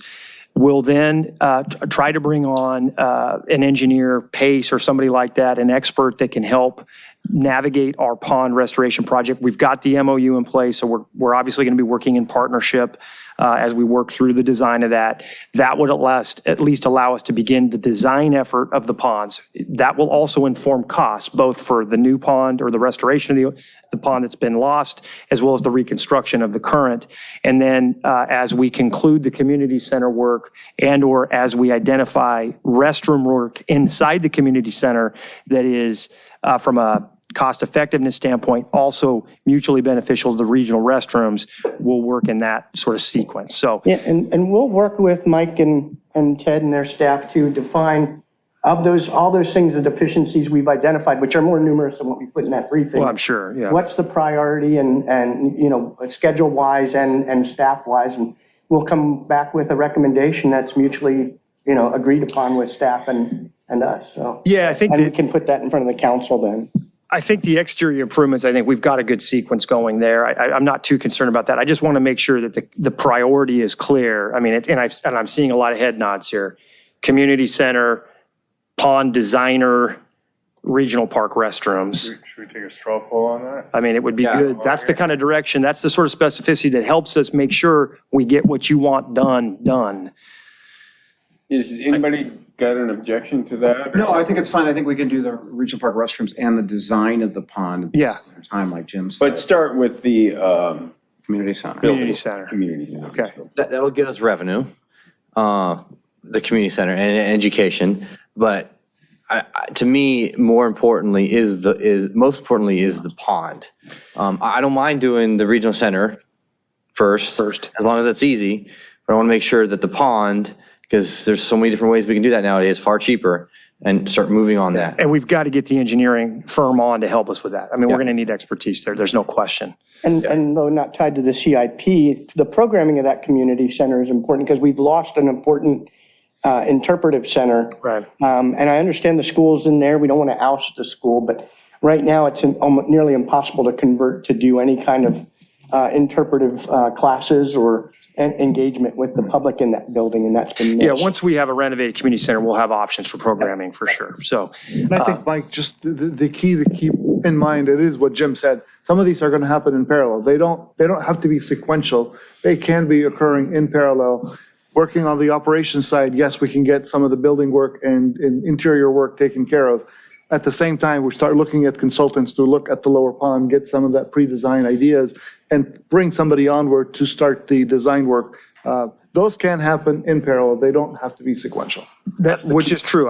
But as we all know. Manage expectations. I'm trying to make sure we're abundantly clear here about what is first on our list. I think we've got that tonight. So Okay, so you're that clear helps me. The other thing I'm hopeful And the with. CDBG funds have to be. Yeah, that's going to accelerate some of our work in the center. If I didn't realize we had the April 2024 deadline. Yeah, they have to be expended by We're going to have to April 5th. move. Is there any objection to the sequence from anybody? As long as the pond is taken care Just of. one final statement. I'm hopeful that the experience with the lower pond will help us prep for the bigger job when we do the AES wetlands. The state's already allocated $15 million for that. So let's let the other Thanks people for who your want to time. speak, Appreciate and it. so we can move on. So there's people that want to speak specifically on the wilderness part. Hi, Mike Garcia, local resident. I think I know just about everybody here. Did a presentation on native ponds about a month ago. So check this out. Who says native plants don't look just amazing? And people seem to think, oh, in the fall they look terrible. I think next month is winter, and look at this, still going strong. So who am I going to give this to? You take. The lady right here. Yeah. It's called a penstemon. And so the South Bay Parkland Conservancy has actually put like hundreds and hundreds. Is it in the thousands now, Jim? Plants? Yeah, plants. If you add up all our projects, yeah. Okay, yeah, thousands of these. So it's just amazing. But word on the ponds. I'm also a professional pond builder, but just I just a few comments on it. I've looked at the pond that needs to be redone. I've looked at the pond now, and it is on the pathetic side. There, the pond, how the pond is kept clean is they're dumping hundreds or probably, I don't know, thousands of gallons of water every so many weeks. And I thought there was a water shortage. So so it really could use a filtration system. There's a lot of companies out there. I'm more than happy to advise on what type of filter should go into it. So just volunteer, time. So anyway, keep on the native plants. If anybody remembers my native plant talk I gave here, if you want to be a superhero, Superman's job was to save the planet. In real life, how we're going to save the planet is by saving the pollinators, and they only reproduce on native plants. So if you work it right, you can have native plants, you can have beauty, and you can also save the planet too. So native plants are really where we should go. That's all I have to say. Thanks. Thank you. Thanks for your time. One last little bit. So I just want to throw a little wrench into your plans for that lower pond. Just a thought. A lot of us, Abaji, a lot of us have seen Mike's work on pondless waterfalls. They turn into incredible beauties, and it supplies water and beauty to an area. Water for the pollinators, and beauty with the landscape of the native plants, that would be a lot cheaper than putting a giant pond down there below. And it would be an incredible sight if it was done right by someone like Mike. So just a thought. Okay. Anyone else? Jake, want to comment on this Wilderness Park? And then we got to keep moving. Hey guys, Jacob Barbarigos. I've been involved in the restoration of the park since 2017 from the first funding that was granted. We have a restoration event this Sunday. Actually, we're planting again, and hundreds of plants going in this week. Then we take a break. We'll be back in December. We have had thousands of plants going in the park and thousands of volunteer hours as well over the years. I think that this must be our 6th year. So put a lot of work in, a lot of dreaming. If you remember, it started with an Eagle Scout, Tucker Merritt, whose big idea was to restore the lower pond. And I believe at the time the city council dissuaded him, or the city staff maybe, to maybe shift a little bit and focus elsewhere. But we've been focused preparing that way, restoring habitat. And it's exciting for me to see such a supportive council and city staff as well, all along the way, helping us get to this point. Definitely in support. I'm in support of the prioritization of the tasks in the master plan and so forth. So thank you all again. See you around. Yeah, I'll just say Jacob's been at this for how many years now? 6. 6 years. So there's a lot of volunteer work to be had in conjunction with what the city is willing to do and can do, and prioritization of this got a bright future. So just really appreciate all the work you guys have done. I mean, we wouldn't be here without the volunteerism, and more to come. So any other comments? I think it's clear, Mike, right? That's my project. And Question. Sure. If I may, have we given thought to the comment that was made about not replacing the pond with a pond, but something else that's, pollinator friendly, more sustainable, less concrete? We can certainly explore that with the design group that we bring in. That ultimately, the pond feature itself will be a subject of a design approval by the city council, and we can make that determination. We can provide you those options as part of that exercise. But I've heard pond quite a bit. So. Well, no, I get it. And I've said pond too, Yeah. but I mean, it stands to reason in this day and age, we're not in the pond business. Right. And how is it that we're going to maintain a pond and so on and so forth? Like, is it something that we can do, right? And it is sustainable, right? Right. That's been our big challenge. So I think there's a good question posed that we really should consider whenever we do talk to a designer as to something that's a little more aligned with our goals for sustainability in the city. Happy to explore that as an option. Okay, we can put my idea to bed and move it up and find funding elsewhere as it's needed. So I don't know who to go to next. Want to go by order? Yeah, we'll just go in order, I suppose. Councilmember Darren. So I looked at this list.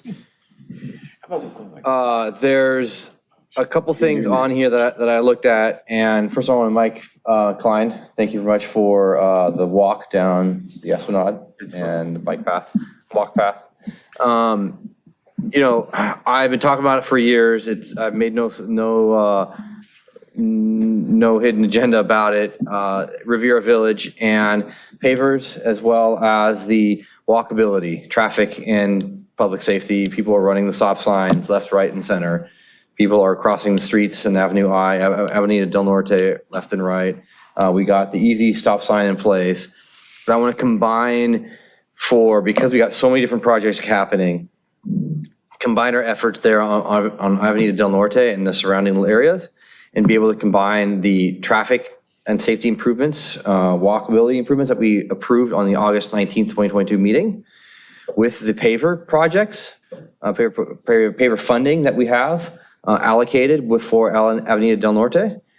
And then I'd like to have that, start moving forward. Be your priority. Be the priority, because if we're going to do the street improvements, we're going to need to do the roadway improvements, and they need to work hand in hand. And I can show you I don't think you need to see it, but Yeah, I think maybe if, it would be helpful, maybe if Ted or Andy could refresh everybody's memory on the traffic calming effort. Is that the speed table you're referencing? Speed on table, Avenida del one-way Norte? direction, and the bulb outs. Ted, do we recall where we're at with that design effort? Yeah, the speed table is in design. We're having some issues with figuring out the drainage there. It's pretty flat. We don't want to create a big drainage project out of this, so we're working on that. The bulb outs, I think we looked at them for Vista Del Mar intersection. And that, if we were awarded that grant money from Metro just in September, I believe it was, to do the entire Catalina stretch there. So we weren't really moving forward with those bulb outs because we thought that might get replaced with the widened sidewalks that the grant money will afford us to design. So we've done the stop sign, with speed tables in design, and then the one-way study we haven't started yet, but we will look at that now that we have our traffic engineer on board. So we didn't have bulb outs on Avenida del Norte specifically. That was in a different location. we put bulb outs at the mid-block crossing there on Avenida del Norte, and we're working on the Those lighted. are already in? Those are in. Those are in. Yep. Okay. We're working on the pedestrian signal that goes there. Also, then we also talked about bulb outs on Catalina and Vista Del Mar. But I think those are going to get replaced if we move forward with the wider. So we paused on those. So what I'm hearing though in this prioritization is it's Avenida del Norte. Yeah, it's Avenida del Norte is the priority, which has a couple of simultaneous projects here. Paver, another round of paver improvements. Is this on the north side of the street or the south? Did you have a Well, preference? whatever we can get away with. There's money left over on Avenue I street improvements, the $50,000. And I'd like to move that money that was left over, because that was used part of the paver project originally, move that 50 grand over to the paver project. So get as much done on Avenida del Norte. If we can get on both sides, it'd be great. For one side, I'm not sure how much square footage that will cover. Start at the Catalina end and work towards Trader Joe's. Catalina East, I think, and the north side of the street is probably the heaviest pedestrian section. Where we can get the trees. That's and where we get lighting. the trees. Make it beautiful. Just on the Avenue I, that funding is still going to be used for those in-road pavers for the pedestrian crossing. So yes. So that's still pending. So we don't know how much that's going to cost, but that'll eat up a good majority of that money. Yeah, so we've got, I think, as I recall, we have money in the traffic calming budget for the speed table. Correct. Right, and we have money in the traffic calming budget for the one-way traffic study and the pedestrian signal, correct? The pedestrian signal is an Avenue I project. That's an Avenue I Not a project. pedestrian signal on Avenida del Norte of any kind as part of the speed table? No. No. Okay. And what we're talking about is not a pedestrian signal, the in-pavement flashers or the rapid flashing. And that's on Avenue I only? That's on Avenue Okay. I. That's why we need this clarity here. And then the one-way traffic study. So I think that is something, if that's your selection, we can make an Avenida del Norte specific focus as our priority in the village. And you're saying pavers, but you also mean the street trees? Yes, of course, the furniture. complete street program. Do we have street lights on that? We already have street street lights. lights. We already have street lights. But it's the lights from underneath with the trees that shine. Tree up. lighting, yeah. lights. Tree lighting, as well, yeah. Yeah, the other component is that the funding for the pavers is also the funding that we're utilizing to help the bid rebuild. Small portion of it. Understood. Yeah. Understood. I'm just saying that that too is part of the reconstruction. I'm well aware that funding is being used for a multitude of different. Right. But that's where the paver project is actually houses in that project. If we have any extra money left over on that Avenue I thing, that's why I wanted to keep that down there and moving it forward, because all the streetscape improvements, it's being used for multiple things. No, this helps us. Focusing on Avenida del Norte will help us expedite this Avenue I got its love, Catalina got its love, it's going to get more love with Metro and everyone else. Yep. But Avenida del Norte is heavily walked, and as soon as we invest in that, the businesses themselves will invest on the. And as you've heard me say before, I think we need east-west connectivity to our primary parking location, which is in the triangle, and that's a great place to put it. So it's low-hanging fruit. We have no current vegetation in the area on the west side. There's a lot to be gained, I think, in making Avenida del Norte the paver location. So, okay, all right. Any comment from the public on that? Nothing online? We have one speaker on Zoom. Okay, is it about something in District 1 Or can you tell? Hi, this is Kyle Johnson, a resident of District 1. Excited to hear that we're doing walkability studies, adding walk buttons for Avenue I and the area around that. And the one-way street study sounds really exciting. I really like walking around Riviera Village, and I would love for that area to become even more accommodating to pedestrians. I guess to throw my 2 cents in, I would also would love to study if we could close that area between Avenue I and I think it's Palos Verdes Boulevard entirely to cars, make it, or a smaller section of that to make it a like a fully walkable pedestrianized area. I think that would dramatically increase the amount of people who walk, buy, shop, and patronize our local area. And yeah, thank you so much. Well, I got a comment. Thanks for your comment. That's in the coastal zone, and eliminating parking in the coastal zone is, whew, boy, how long would that take, Mike? Well, it's a challenge, and we have looked at that at a high level basis. Vehicular circulation would be significantly harmed with the closure of Catalina. What we're currently working on to that end, to the speaker's end, is a grant with Metro to design an extension of the sidewalk area to actually enhance the pedestrian experience, narrow the vehicle lanes, not eliminate the vehicle lanes, but narrow them, and then move to parallel parking where appropriate, finding offsetting parking in the coastal zone somewhere else in the village. That's the bigger, broader design effort that I think is going to be endorsed by most involved businesses and patrons, and one that I think we can actually feasibly construct once we obtain significant funding. We do have a grant from Metro, though, to at least design and look at that possibility. Of closing Catalina from, because that's what he was saying. Yeah, no, just extending the sidewalks, bringing the sidewalks out, getting rid of, we have really expansive vehicle travel lanes now, and we have angle-in parking. We can move away from that, go to parallel parking, narrow the lanes, and expand the sidewalk, which will make it better for pedestrians, safer for diners, and I think a more attractive Catalina experience. Yeah, but just to address the caller, it's a great idea. It's been talked about for a long time. Eliminating parking in the coastal zone requires going to the Coastal Commission, and it could be denied. And likely would be, actually, because we've eliminated parking already with the outdoor dining. So, yeah, and creates all kind of traffic nightmares, so. Which, for the record, they've blessed all the way through 2025, just so we're clear. Okay. The coastal, Yes, the existing dining decks have been blessed by the Coastal Commission. That's good to know. Yeah, through 2025. Anyway, thanks for the comment.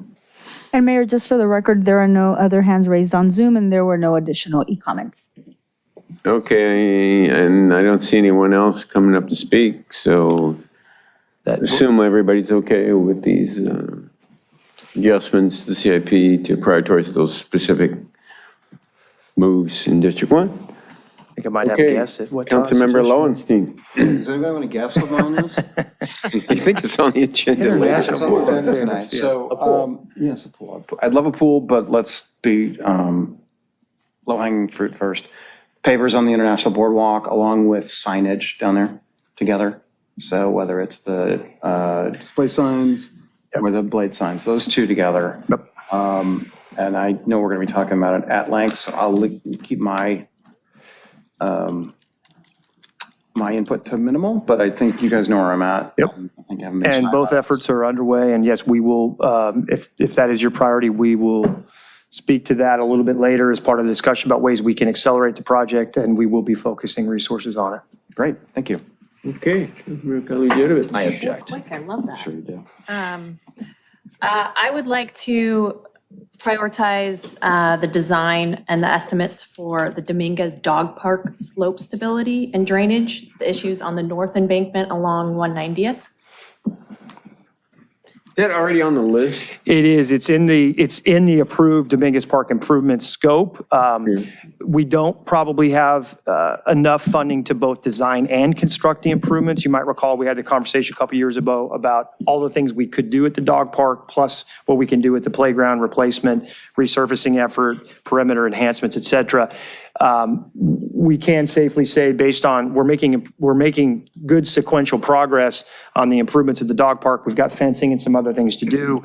We anticipate having roughly $75,000 available once those priority efforts have culminated, which would leave us, we think, sufficient money to at least design the north slope stabilization, which was identified by council a couple years ago as part of that scope of work in the park. So as we had cautioned back in the day, I don't think we can get it fully constructed, but we can at least get it designed and determine what we would be looking at for full implementation later. It would be Quimby eligible down the road as well. That's the slope along 190th?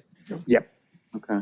Yep. If you don't mind me asking a question? Where are we at with the improvements? We've got new fencing going in. Yeah, and Mike, you want to surface. speak to that? So right now, we've done close to 70% of the fencing. We're going to be doing the very bottom of the park on our next project. So we've re-fenced that. We just re-fenced the Edison separation between the dog parks and the Edison towers. That just got completed.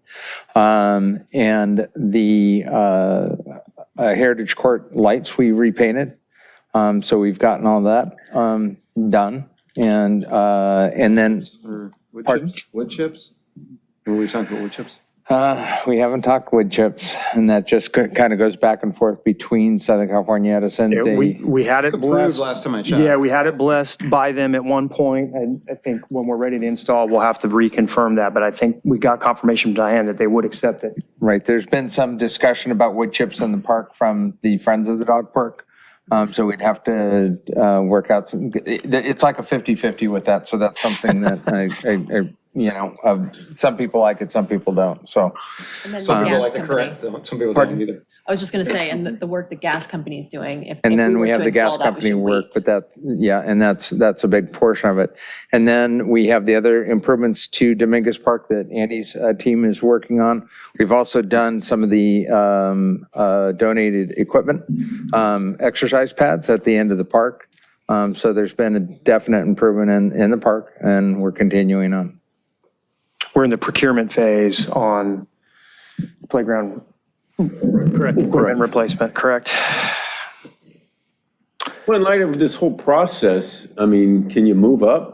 I mean, what she's talking about? I mean, this Yeah, is kind no, of what this, we're talking about. we will. We'll go out, we'll identify the right on-call consultant to help us with the design of the hillside stabilization plan, and we'll put that into the queue. So, I mean, to put it in some perspective, right? If you could, once you maybe minimize a touch, Jesse, and then go to the design, list of design projects.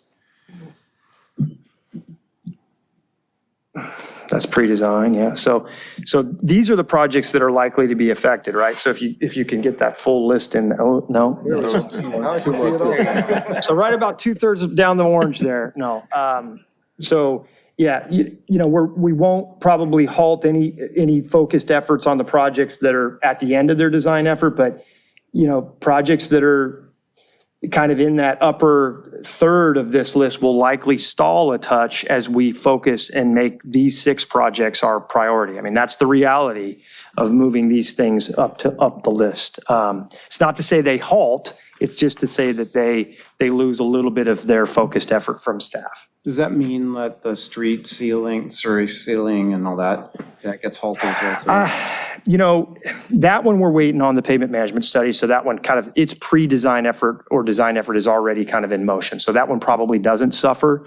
But ultimately picking those streets and then getting specs out could be affected. There's only one Andy and one Ted here on the engineering side to manage it. So, but yeah, I think projects that you're seeing in that lower quadrant that aren't projects you've now selected, of course, the paver project is going to move up a little bit. But there is a consequence to this that people need to understand that is the reality here.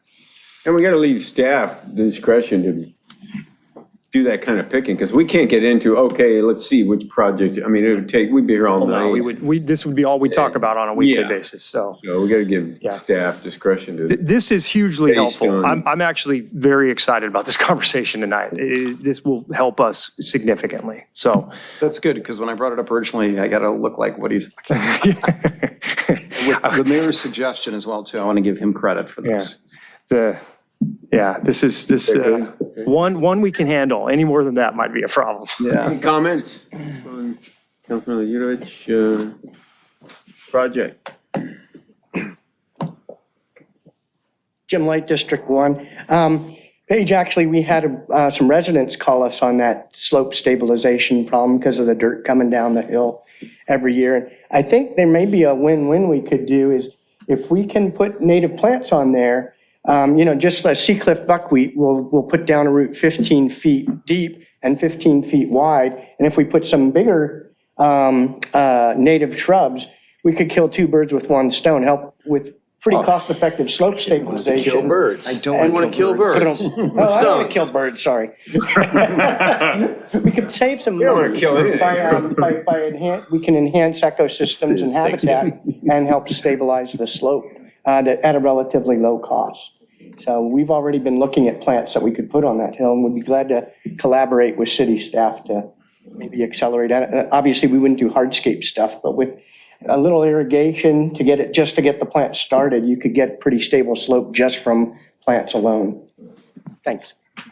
Oh, one other thing, when you're thinking about Dominguez Park, that's one of the two, we've been asked by several councilmen, where would you put the next community garden? Somewhere up in North Redondo. That's one of the two parks that has enough room for that. So that's future consideration for that park as a potential community garden for North Redondo. Thanks. One old gentleman used to come down here all the time. He called that, what do you call that? Central West North Redondo? I can't remember. Do you remember that? I do, yeah, Northwest Central Redondo, I think, or It was something like that. funny, because, there's a dog leg out to Northeast. Yeah.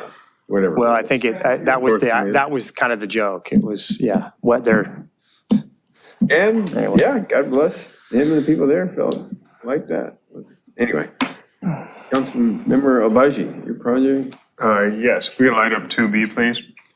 So just so the public knows and District 4 residents know especially, I've already had a meeting with with Public Works, Ted Simon and Andy Wingy, and it's great, by the way, to see our Public Works brass here. You guys are the finest Public Works department in all the lands.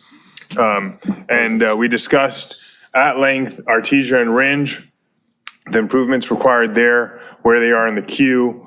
They put in the request for the county to approve. The county controls that entire corridor for traffic purposes between various cities, between the adjacent cities. So they need to have the plan to put in the protected left turn signal approved by the county.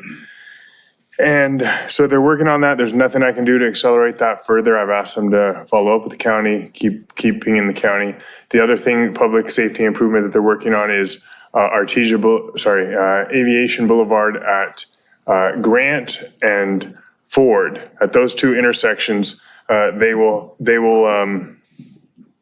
have put in there sensors that detect the vehicles approaching the intersection. And if at night the vehicles are going too fast, the signals will turn to a red light for those traveling down Aviation or up Aviation.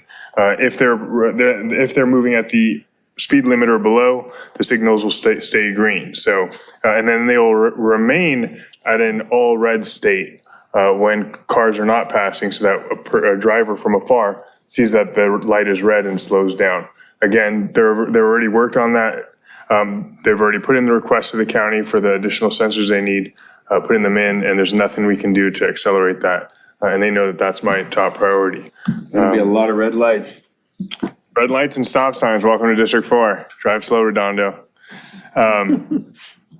And as far as the CIP goes and the projects here, I've discussed with them, and I'll share here, that these are two projects that are essentially joined.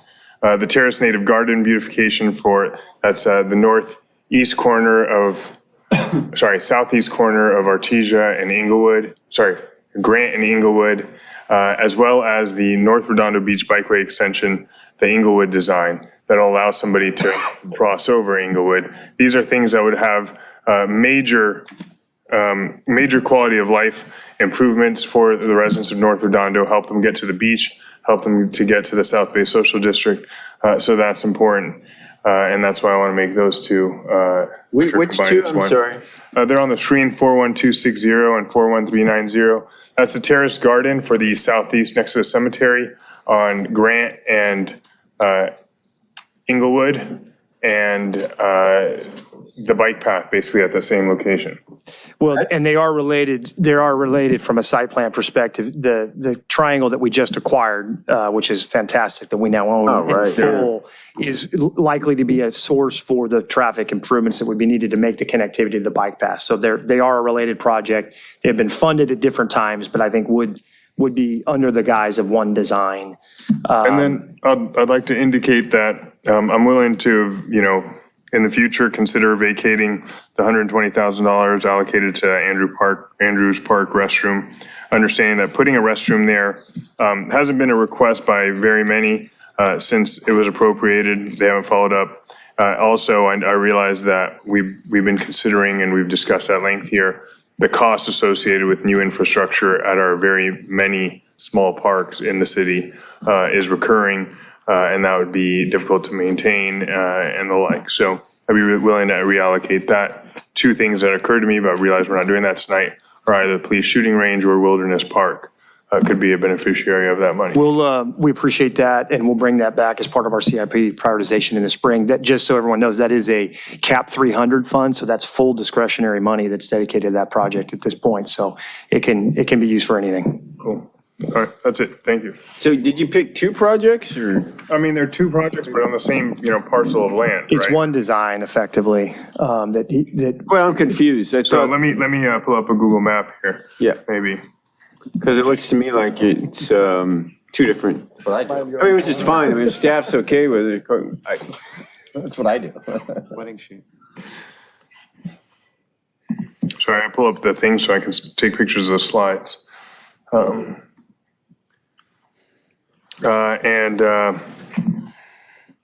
This is Inglewood and Grant. Yeah. I'm sorry, my computer's slow because it's dying, but you see here.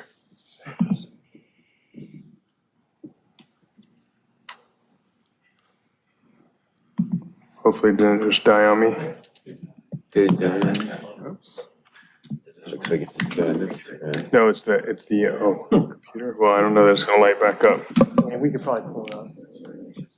We could probably pull it up from Jesse's terminal. Sure, Jesse, I mean, if you could pull it up just to show the mayor and the public for that matter. Oh, David, it's not a you issue, it's a me issue. Oh my, sorry, Mike. He's giving you a charger. Oh, thank you. Nice. Yeah. You go into Google? You can plug it in right here. He's got it. Jesse's got it. There we go. There we go. Thanks, Mike. So once you pull out, so you can describe where the bike path connection is in general. So not enough to see right? Yeah, there you go. No, this is great. So the design effort, Ted, once you walk the council through the design effort that is. Go ahead and pull the screen just a little bit to the right, Jesse, so we can actually see the end of the bike path. There we go. So the projects are to continue the bike path from Felton, where it currently terminates today, all the way to Inglewood. At Inglewood, we're going to take it southerly to Grant and through Grant to Ripley. But at Grant, that triangular intersection or the triangular parcel on the southeast quadrant, that's the parcel where we just acquired the 6,900 square foot parcel. So now we have full control of the entire triangle. And that's where the beautification project. With grant funding, by the way, just. With grant funding, yes. Place for exercise. So those two projects. Oh. Yeah, and that's, the grant funding that we received is actually a bike grant funding. Correct. To improve the bike connectivity at that triangle, improve the aesthetics and the use of that triangle, and its connectivity to the extension of the bike path from the Edison right-of-way down Inglewood through the triangle at Ripley is how the two projects are tied together. So while the funding might be identified in two separate accounts, it's effectively one design is what this would be for us. And we understand that as a prioritization. So District 4 priority at this point would be. I guess, let me add, if I may, that we've, Public Works has discussed with me and Councilmember Caladurich, probably other council members, a pathway to get people from, what are the two destinations? Is Dominguez Hills all the way to, the beach? No, Bike path? El Segundo Community College, or El Camino. El Camino, sorry, El Camino Community College to Dominguez Park, essentially, and then existing facilities will get you to the beach. Awesome. So, yeah, so this will help. This is part of that connectivity, correct? That's correct. Okay. Any other question? Anybody from the public want to comment? Anybody online? Anybody questions? Everybody okay with this? Okay, I'm not hearing, sounds good.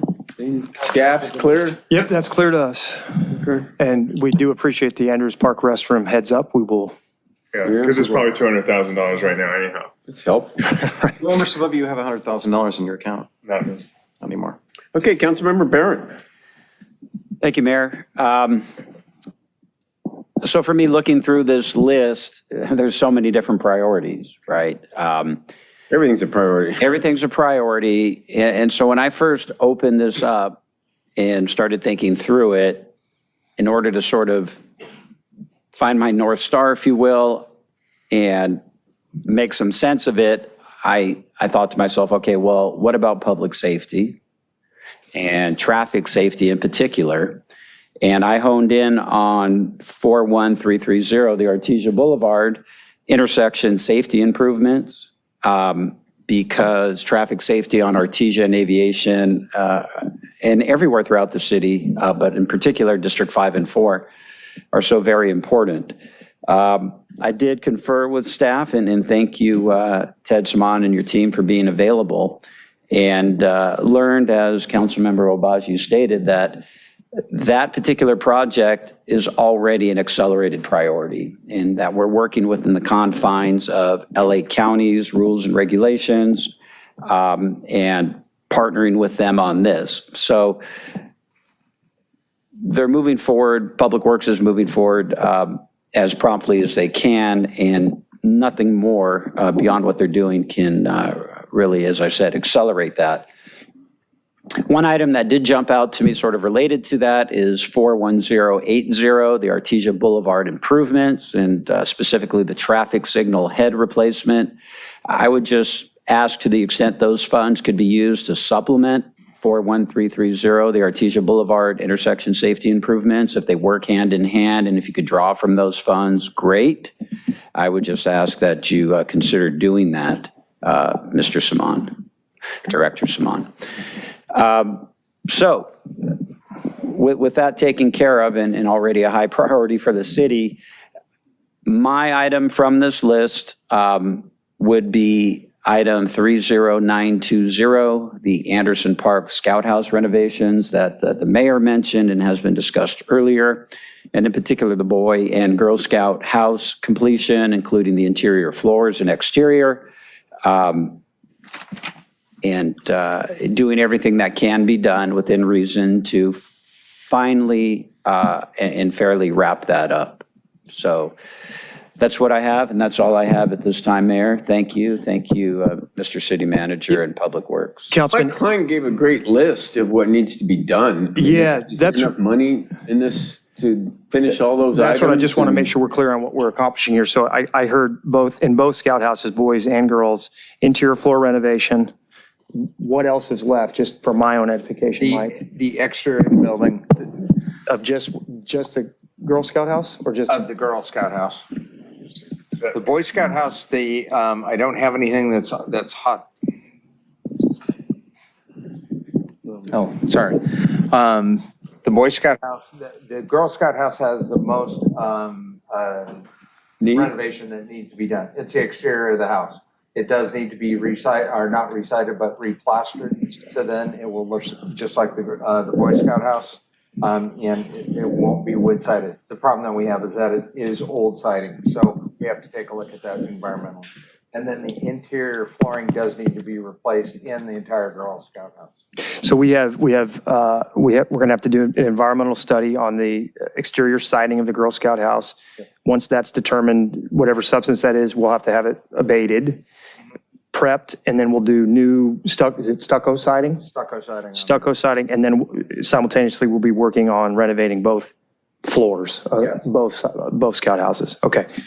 All right, and we have 114,000. We're good? I think we are. Okay. Yeah, I'll come back if, we need to move some money around. I mean, but that's the priority. He wants to get moved up and get finished. I mean, it was helpful. done 2 years ago. So, you gotta remember, and the room was full of people wanting to do that. We had major renovations to the roof that had to be done. Yeah, that was We the. did have a termite issue with both buildings. I recall there's a tree problem. Yeah, there was a tree. We had kids on the roof, kind of skating off the, yeah. The skateboarders were coming off the roof, and we did some things to abate that, so. That's the whole point of this. Like, that was 2 years ago. Yeah. And that's the whole point of it, you know. Yeah. And that I was really, a resident here 2 years ago, and we're still talking about this.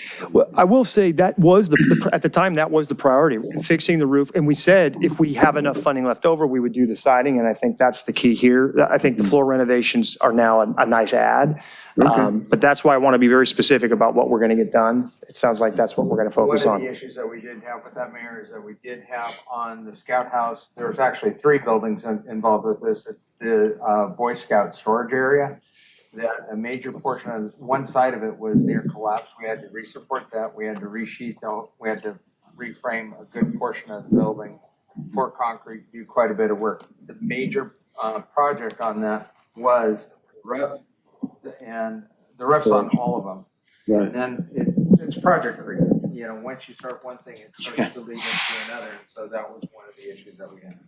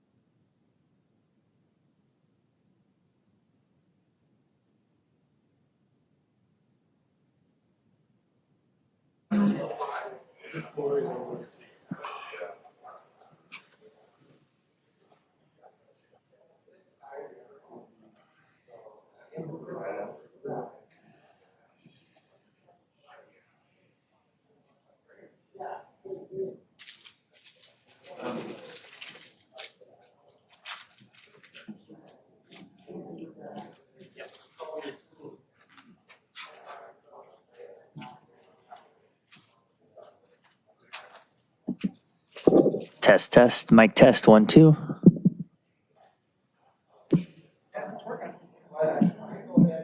Yeah, we're back. Mine turned on.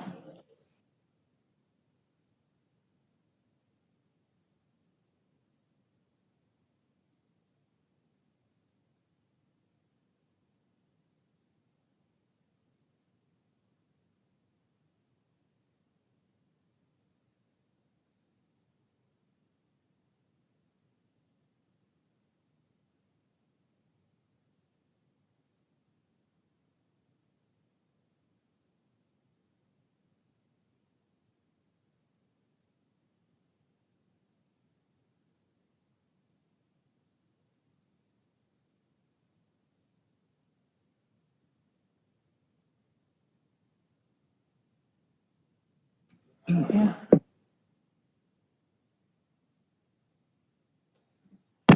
Yeah, they're working.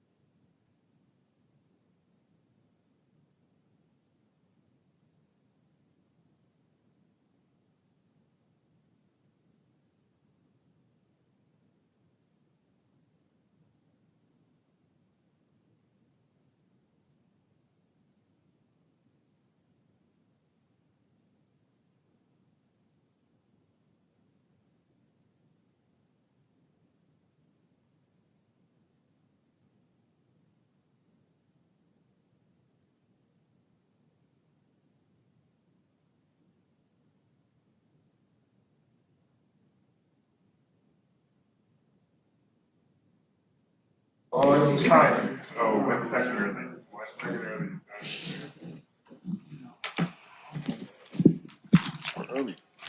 This is actually good. Let's talk landscaping. Sergeant Strassmatter, right? There we go. Promoted today. Wow. Make a motion to reconvene. Motion to reconvene. Are you wearing the? There's a motion to reconvene. Second. Second, any objections? Okay, we're reconvening. And we're If we may do moving roll on to call, item N1. if we may do roll call after. Oh, yeah, roll reconvene. call, please. Thank you. Councilmember Narenheim? Aye. Sorry. Thank you. Councilmember Lowenstein? Here. Councilmember Kuljerovich? Here. Councilmember Obaji? Here. Councilmember Barrett? Here. And Mayor Brand. Here, Okay. thank you. Where do we start? You guys want to give a brief? We will, thank you, Wait for Mayor. Mike, or you guys want to get started? Yeah, Or do you know? we'll We go don't ahead and need get him. started we're on item N1, and this is to discuss the Civic Center Courtyard Landscape and Renovation Project. Yep. Mike is going to give a presentation on it. Rob Osborne from our department is also here. They've both been integral in this effort. But we're also joined by Miriam Rainville and Crystal Navarre from Rainbow Designs. They are going to be speaking on the project as well, but Mike will go ahead and get through the presentation slides initially. So Rob, we'll turn it over to Mike and you. Thank you. Mike, it's not working. Good evening, Mayor and Council. My name's Mike Klein. I'm the Deputy Director for Public Works. Or is it on? There we go. Tonight, we're going to be discussing the renovation of our beloved courtyard outside. This is a very good news item for City Hall. We're also going to be talking at the very end of this about some renovations out on the corner of PCH and Carnelian for a water reclamation rehab of the landscape. We have a project budget of $150,000 for the renovation of the Civic Center. We awarded the design contract to Rainville Designs in 2022. What this project is to do is to basically renovate only the courtyard in the center of City Hall. This is not for anywhere. We have plans for further renovations, but that would be in another phase. This would only be for this one. Part of the design elements that we have are water-wise plants, native plants. We have a pollinator garden that we wanted to bring into this, irrigation and lighting into this, so that we make a nice, comfortable courtyard. And we're looking at reconfiguring the walking paths for that. This is the existing condition. This was based on a project that was done through city staff for a water-wise garden that was done around the year 2000. It was done as a collaborative between planning, public works. Quite a few staff worked on this. Very, very rustic kind of looking garden, but it was water-wise. There was a small fountain that was in the middle of the project that still exists. This is all surrounding our banyan tree that we have out there. And they use quite a bit of... Pardon me, is number 11 the banyan tree? Yes, sir. Okay, thank you. Yes. And so with this project, a lot of reclaimed materials to use in it. The unfortunate part is that with reclaimed materials, they end up looking like reclaimed materials after a while. And with some of the planting and material that did die off, the garden started to decline. Next slide. So that's what was installed 23 years ago. Yep. Yes, sir. So the new planning design is on your screens right now. We do have a blue folder item that details that Rainville Design had done. That is a blue folder item. This was a document that was provided by Rainville.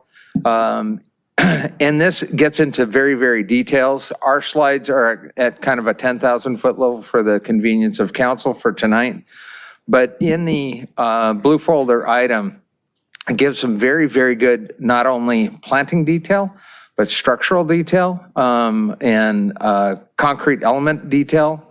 Marion Rainville and her staff and Crystal will be commenting on that a little bit later. A very professional attitude towards this. There's a lot of history that she researched into this. Went back to the original architect that had done City Hall.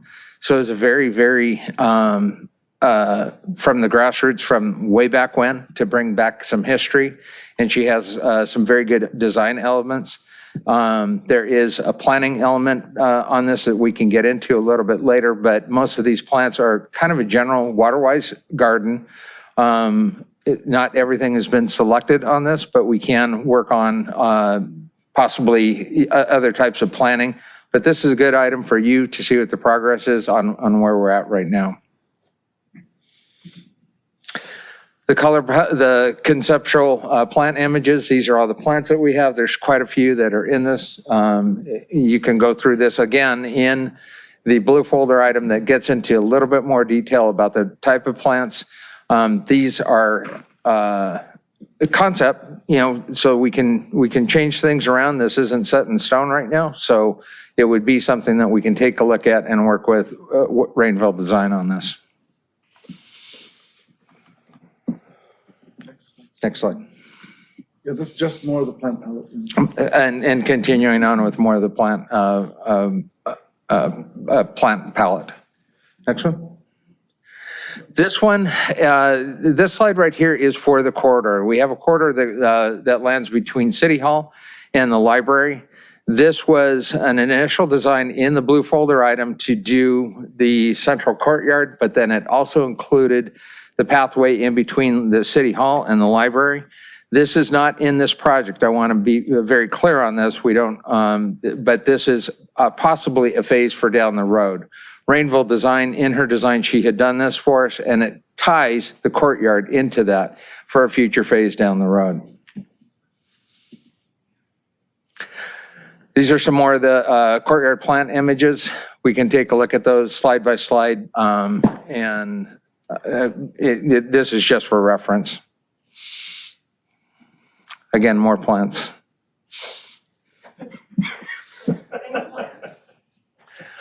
Our next steps, I'd like to have Marion and I'd like to have you come up, and if you could, if you have any questions for Marion, she has a very, very good design on this. I think it was something that, again, go to your blue folder item. It does show a much deeper, in-depth look. Just as it was 42 pages long, and it has a lot of detail into it. It's not, and she has a lot of very good conceptual design elements to this.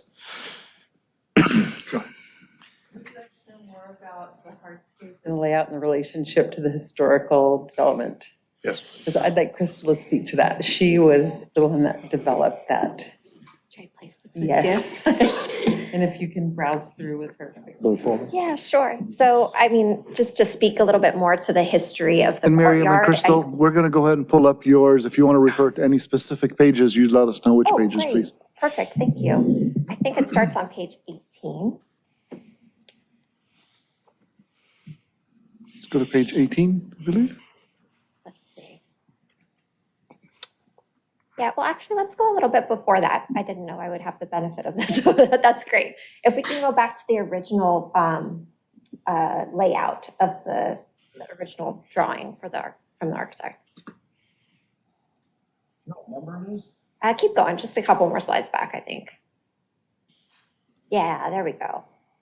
So you can kind of see the original courtyard was actually a lot bigger than what's there now, right? Over the years, as buildings were added to and different additions were made, that courtyard space just kept getting whittled away, right? And once it got whittled away and new geometry was added, the curve of the roundabout in front, the drop off, it really started to degrade the original rhythm that was established in that plan. So part of our goal is to reintroduce that grid to the space, reestablish some really clear pathways that aren't so meandering, that actually connect, where people are wanting to walk, and reintroducing the idea that this is a space to not just walk from one place to the next, but maybe actually sit down, occupy it, enjoy it.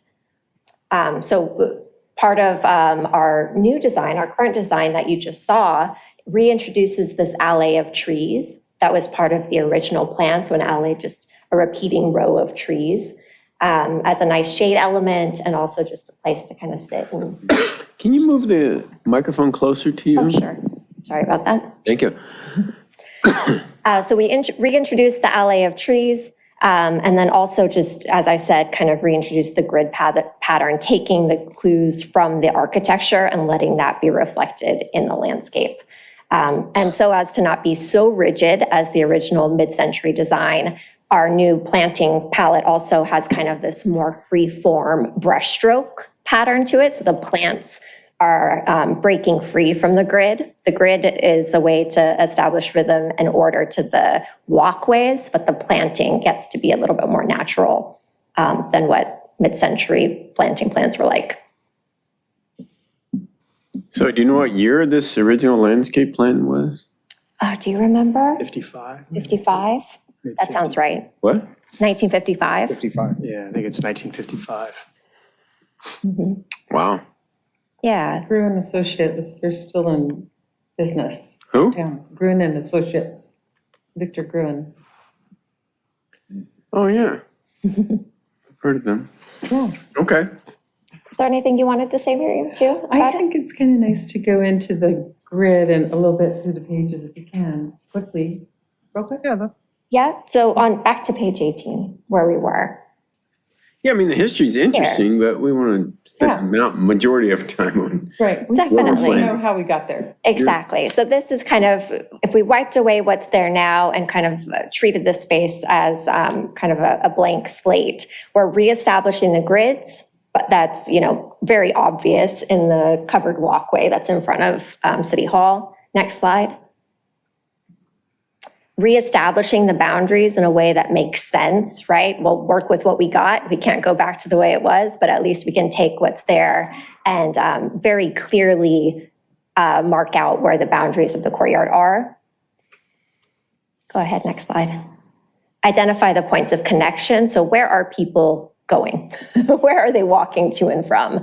And you don't want to accommodate everybody's whims of cutting corners as the current layout kind of does, right? Any which direction you want to walk, but really just identifying the main points of connection. Next slide. And then of course, letting that be the guide for where paths are added. So the main axis going, north-south, I guess, on the slide at least, will be pavers, as well as the one coming off the main entrance to City Hall. And then the one on the south side of the slide is envisioned to be more of an informal path, so decomposed granite as a walkway, something a little softer. Next slide. And then, of course, that big giant tree there was part of the original plan, right? So that gets to stay and becomes more of a focal point by just keeping everything around it really simple and clean. And then the alley of trees for that informal pathway. And then, as I mentioned before, letting the landscape design be more of a brushstroke approach, less rigid. The plant palette that we've identified, or at least the conceptual plant palette, is very different than what was planted in the 50s, right? They were all about grass, right? Just a big swath of grass. So we don't want to treat the landscape the way they thought of it. We want it to be more free-form. That's it. Anything else, Marianne? I think just the overlay is, of course, the grass, which was what was happening in the 50s, heavy water. We're keeping the alley of trees, which are water-wise trees, and we're hoping that the planting, everything we've identified is water-wise, and of course, we're open to suggestions. So Right now it's conceptual. And we've also, on that area where there's a curve, where there's a roundabout, we've put in a little wall that will have directional signs, and it's slightly raised, and that'll be our pollinator garden, which will be a nice little habitat spot. So I think that's an ode to the direction the city wants to go, and the rest will be very practical water-wise for maintenance. Right now, there's only a little bit, a kind of that square of the communication center that's raised, and we're proposing to raise that entire curved planted portion. It will create more of a delineation between, the entry, the front with some signage, and the actual occupiable courtyard space. I can't imagine it took you guys 2 years to do this. So Mike, why did this, was it a Well, the staff? design contract, I think we executed in January of 2022. Yeah, that would be 2 years ago soon. Yeah, and I don't know, I can't say exactly. I think we did lose some time in there for. We did, we lost it. We did lose some time there. There was a couple of times where we had disconnected. We had a few other projects that were primary at the time. I reconnected. I've been short on one of our staff members that was principal on this one. Not to say that's an excuse for delay on this, but we did have some design elements. We are also taking a look at a couple of other issues that we have with the sewer issue that is close by that we want to remedy while we have this under construction. But that's what tonight we want to get this back on plate. What I don't see on this is the space between, the library and right there. Yeah, the paseo, we call it, the courtyard paseo. Yeah, that's not in this phase of the project. So I think what we wanted to describe in the staff report, correct me if I'm wrong here, Ted, is that there are really 3 projects at City Hall that are related to landscaping. There's the courtyard project, which has been the focus of this plan, which we're seeking direct input and direction on tonight. There's the conceptual work that's been at least thought about as it pertains to the walkway between the City Hall and the library, which connects kind of the outside of these chambers back all the way to Carnelian. Yes, because there's plants you would Right, never there's plant plants there and they now. don't look good. They need to be refreshed. We're going to need eventually to replace that and plant it. We don't have funding to do that now. And then separately, there's a perimeter turf to water-wise planting project that we're working through with the West Basin Municipal Water District to help us eventually convert that grass space out on the corner of Carnelian and PCH and some of our other perimeter turf areas into different forms of landscape vegetation. So that's a distinct project unto itself. So we've got 3 different things happening. The courtyard is the primary focus. It's obviously the most visual and the most critical element of the Civic Center's initial appearance and appeal. What I want to make sure the council thinks about when we talk about this project is, first and foremost, you have the layout, the concrete elements of the project that we have to establish, the footprint, whatever you want to call it, the grids, structure, what have you. That's the lion's share of the spending here, is eliminating the fountain that's out there now that's very obscure. We have cobblestone pavers that in the modern ADA environment, you can no longer add to a civic center campus. They have to go. Some people like them. They don't comply with ADA. They have to be replaced. And then beyond that, we have odd bench locations for respite that nobody uses, candidly. We've got the little area with the bulletin boards that's going to be ultimately eliminated as part of this. So there's just some obscure elements that may have made sense 23 years ago as a refresh to the old turf area that we had out there, but need to be refreshed. So as you think about this, we've got the planting component, which is very fungible, can be adaptive as we see fit, but we have the structural component of the layout that is really, I think, the thing we want direction on first. And then from there, if there's feedback on the type of plants that are ultimately added, we're certainly all ears and we'll finalize the plan set accordingly. One thing I need to make sure everybody remembers, we certainly want to install as many attractive native plants as we can as we do this. But 2 things that we have to always keep in mind. We eventually are going to need to maintain this space. It's going to be Mike's crews, Public Works are going to have the landscape skills to maintain this in perpetuity. And the second thing is we've got to ensure that whatever we plant is going to be attractive year round. We don't want periods of dormancy. I know there are native plants that will look great year-round. Hopefully, we can incorporate as many of those into the plan as possible, whatever those might be. I know Miriam's an expert in this. I know we have a lot of experts in our community in this regard. We want as many of those year-round, annual attractive plants as possible, but we have to caution ourselves, I think, to the extent practicable, to make sure that we don't add species that could be problematic from a maintenance and dormancy standpoint, because it is a place of business. It is a place that needs to look as attractive as it can. It may not be pure in the native habitat world. We can try to strive to be as close to that as possible, but we have to maintain visual appeal here at City Hall as best as possible. That would be one caveat that I would suggest as you think about this and take input on this issue. And I'm sure there's going to be a lot of it. I know we have a lot of folks here that have thoughts on this. So this isn't the final plan set. This isn't a thumbs up, thumbs down night. You're not telling us yay or nay. You're giving us direction on how to adapt it before we finally approve it. It's taken a long time to get here. There's a variety of reasons for that. We're excited that it's here. We desperately want to see this project done. We're very appreciative of Miriam's work here. And I know there's been a lot of thought put into it. They are experts in this field, and that's why we brought them on to help us out. So we're eager to hear your input, and we'll adjust the plan as you all see fit. Well, I'll start off real quick and say, about anything you guys have planned would be like a 500% improvement over what's out there right now, which is how this ended up here. And I know it took 2 years, but whatever, we're here now. Layout looks great to me. I mean, in the list of plans, Jim Light's here, he's got a ton input. And you guys have input on the plans as well, and taking into account all things Mike's saying, it's going to be attractive year round, but I guess there's natives that can be attractive year round. I don't know. I don't have much input except them and whatever Jim Light's going to have a bunch of Jim Montgomery and take those all into account and come back with like this. I see this layout and everything, but this doesn't speak to me because I'm a moron when it comes to this stuff.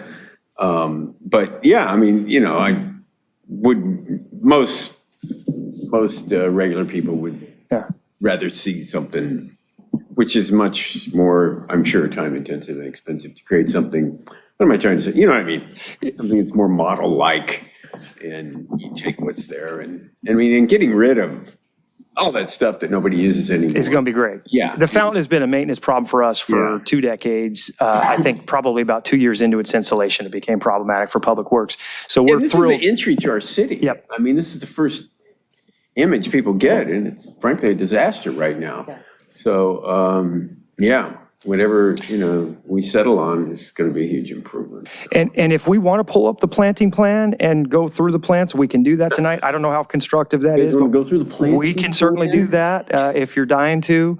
I'm sure. Yeah, we don't want to do that. Yeah. I think the approach we want to take is what you guys would suggest and take input from everybody and, come back with yet another what you propose based on the input you get here, and then just keep going. That's the goal. We want to get this thing done. Right. And built. So, yeah. Not just designed, but built. Any comments from the staff or? And one thought on this too is there's another approach here is we can finalize the plan set for the construction elements, build out the irrigation systems. Although some of that I think is dependent on maybe the nature of the plant that's ultimately selected, but we can move that process forward, while we're working through final plant palette as well, if it comes to it. I hope it doesn't, but that is a possibility. A large portion of the demolition and the removal of some of the plants, some of the existing structure. Yeah. We do have to fence the entire courtyard off when we're doing this. It is going to be behind a closed area. I need to talk to police about, do we screen this, not screen it, because we don't want people hiding in places. Because we have to take a few things into account on that. Mike, I'm not sure the construction site would be any less attractive than what we have out there now. I don't think we need to worry about screening it. I think people might be excited to see shovels in the ground, to be honest. So. Okay, but then there's a good portion of it. We're taking a look at some of the lighting elements that we have out there. We do want to bring the lighting bollards back into that. And the unfortunate part is that with the banyan tree, we can't, the shade elements that we have in some of this, don't afford solar, but we do want to take a look at possibly maybe solar panels someplace in City Hall that could power this in some way. So that was one idea that we had, but we just want to kind of take a look at that part of it. But that's a concept, right? We don't have to actually do that. We've got plenty of power here. At some point, we may want to look at solar powering City Hall. And we can transfer it over to that. Yeah, transfer over. I'm not sure we want to get hung up on that kind of a detail. The key here is to try to expedite construction the best we can. Yeah, and I think at this particular point, knowing there's a variety of plant palettes to choose from, we can collaborate with Jim and some of the others for their input and try to get that finalized and brought forward at that point.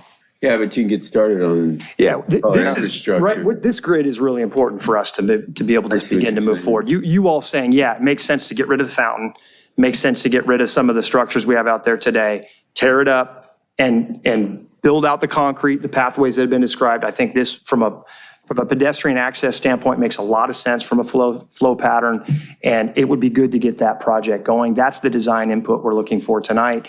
And if we want to talk plants, we can talk plants. Yeah, it seems like a great place for paving stones. Is there any plan for some paving stones in here? I mean, they're so much more attractive than, but I didn't know if this was part of that or. It is. Yes. Okay. So the main north, south, and east, west paths will be Any pavers. comment from the council members? No. Questions up front or just take some public comments? Zane? I favor, I don't know the difference between native friendly and the like, but I do, we do want to attract species here. We have a Public Works Sustainability Commission.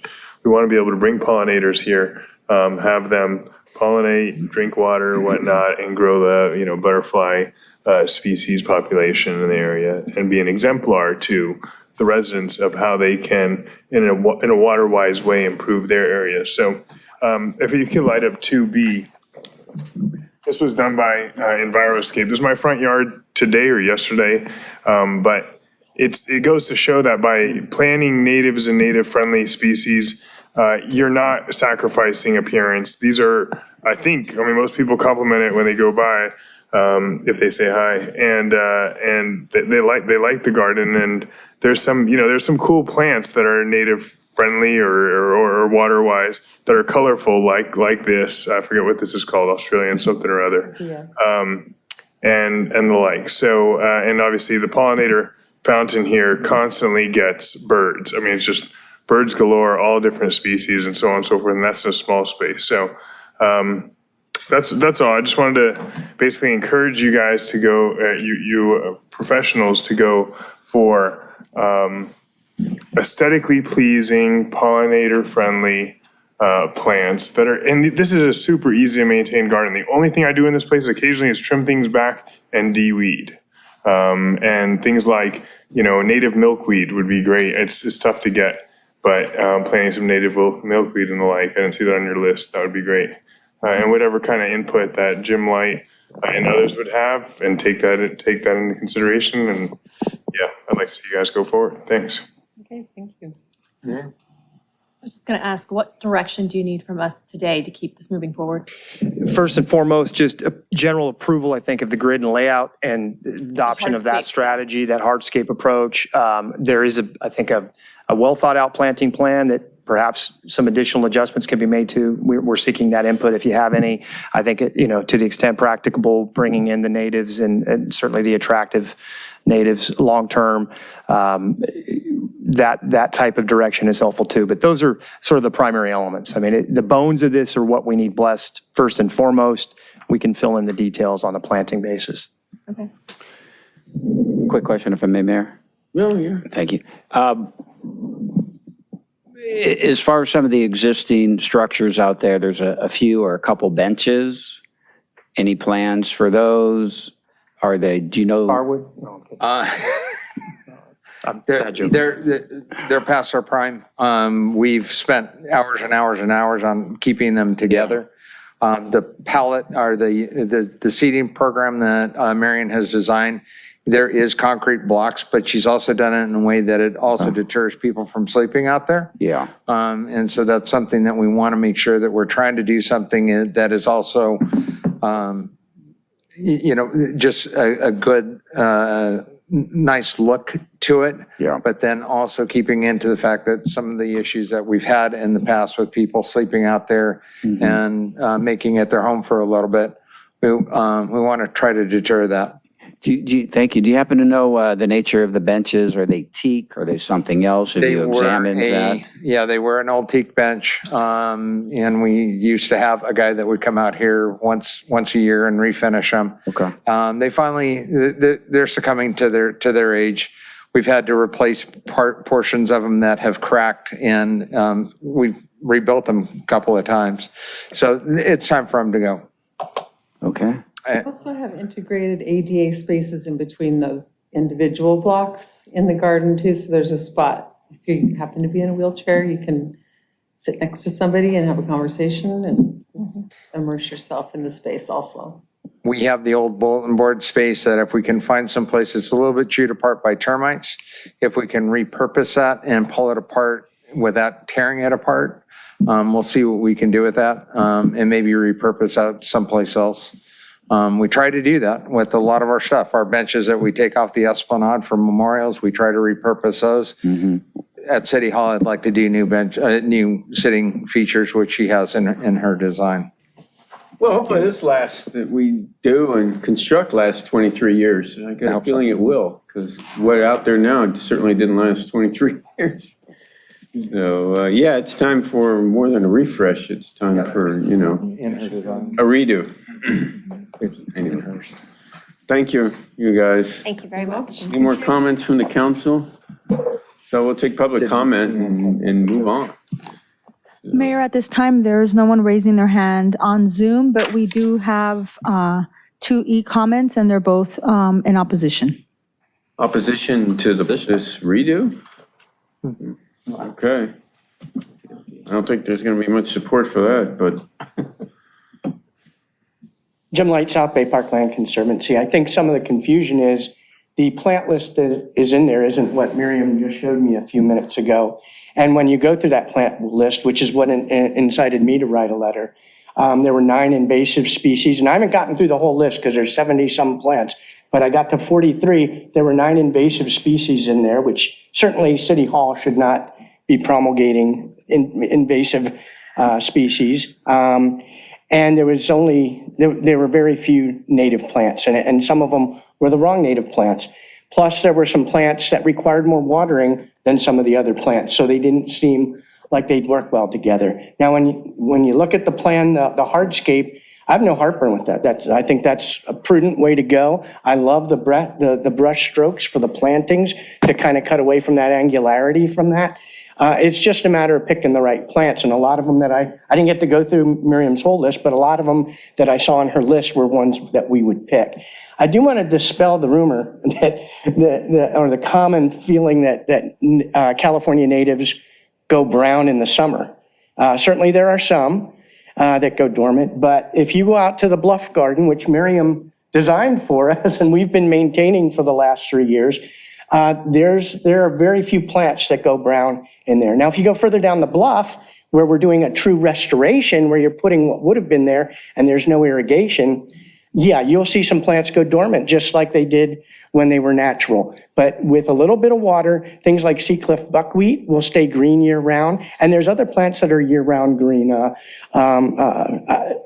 I don't want to go through them here. We're not going to pick plants tonight, but we can certainly help with that. I'm also concerned, since we've only seen a piece of it, hopefully, we would love to collaborate with you. And as from a maintenance perspective, I mean, you can kind of see what happens when you put in non-natives. And you saw before the Waterwise Garden, they put at Wilderness Park. All those plants died. They were water-wise, but they're not native, so they don't adapt well here. And I think you'll find if we put the right native plants that stay green, that flower year-round, some of them will be flowering year-round, you will have less of a maintenance problem rather than more of a maintenance problem. So, I think we're looking at this the wrong way. I'd come at it from the other side. The non-natives become the maintenance problems because they either die out or they grow invasively and take over spaces. So we're willing to collaborate with Miriam, with West Basin on their choices.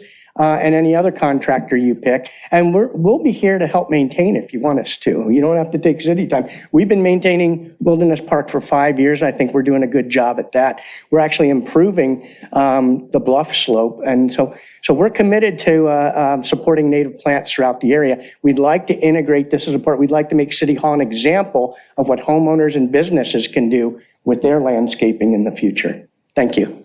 Yeah, thanks.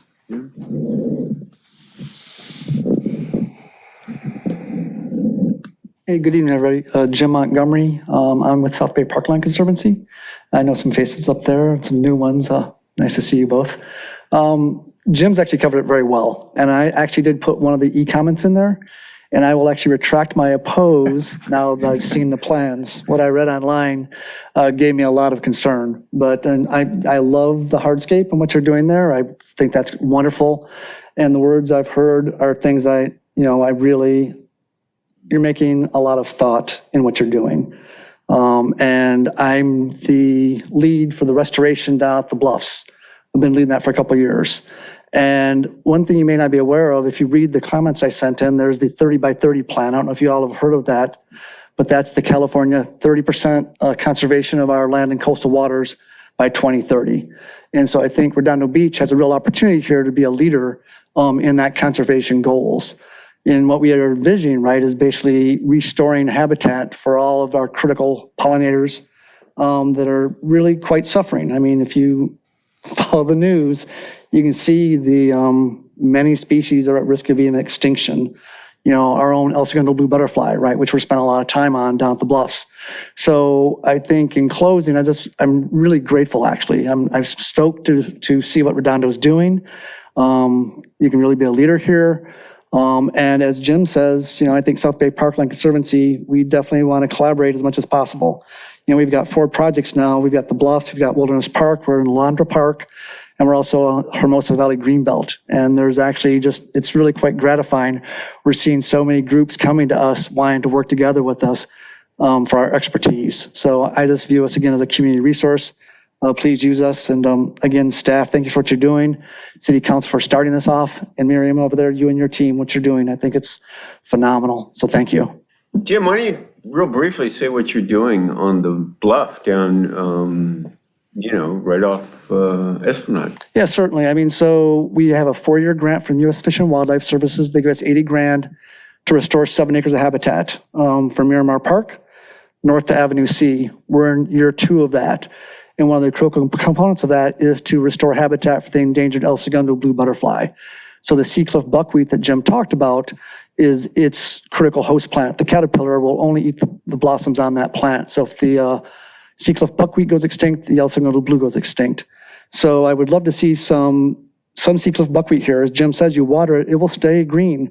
And we want to make a connectivity, right, from the population at PV to the population in Dockweiler. So we want to have basically a corridor for that habitat for the El Segundo blue butterfly. And they only fly about a 1/4 mile. So you got to get the spacing within that amount.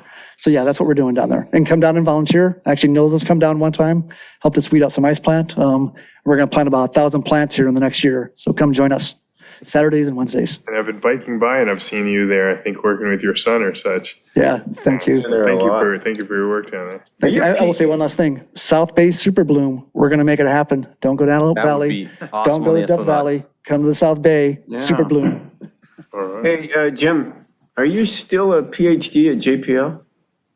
Yeah, I help land stuff on Mars. He's like the smartest guy in the room. Not really. Yeah. But anyway. I've been to GPL when you guys were doing the Mars rover. It was amazing. There's no secret buckwheat on Mars. Yeah. This guy didn't just fall off the whatever truck it's called. Turnip truck. Mars rover truck. Hey, everybody, Jacob Barbarigas, District 5, and also with the South Bay Parkland Conservancy. I work privately as a certified native plant landscaper as well, California native plant. I'm not here to talk about native plants though. What we see throughout California are hybrid designs. You don't have to have solely native plant. There are lots of plants that work well with native plants, and I think Miriam's team, they have a good grasp on that.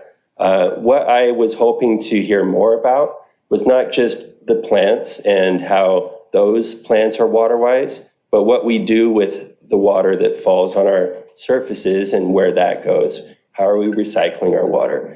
Do we have catchment features? Are we really creating a water-wise space, or is it just the plants that we're talking about? I'd like to see more information. Maybe there is more information in the design. I couldn't really tell. But what happens when that rain falls on the ground? Where does it go? Are we capturing it? Does it go into the garden? Are we creating swells, bioswells that are good for our pollinators and things like that? This is not just me talking, but this is all of LA talking. This is very, very big right now. We're trying to pull out our grass. And we're not just putting native plants in the ground, but we're trying to figure out how we take that water and use it, put it back in the ground, put it into the garden. We create dry river features. And so we want to educate our public on these things. And if we're creating a water-wise example, and we want to be an example to the South Bay and beyond, then we should be thinking about these aspects of how to create a water-wise garden as well. Well, real quick, all these projects you see that we're talking to about now, be specific, like how do we create more bioswales and more water-friendly and, other than just say, we got to do this. Sure. Try to look at these and be specific. Sure. As far as do the drains dump the water straight out to the gutter? Or does it redirect the water into the garden? That's one way. A bioswale is something that recreates a natural feature, like a vernal pool or a dry riverbed or something that plants grow along, that when it rains, that water is directed into the garden, basically, and not just flushed into the ocean. Are we, in homes, people get rebates for putting water barrels under the gutters. People like Mike Garcia will design underwater catchment basins where that water is not only captured, but then it's recycled back into the garden. So there's lots of ideas like that. That's not necessarily my expertise, but this is a very hot topic throughout California. And I would just like to see more of those solutions presented for a water-wise garden.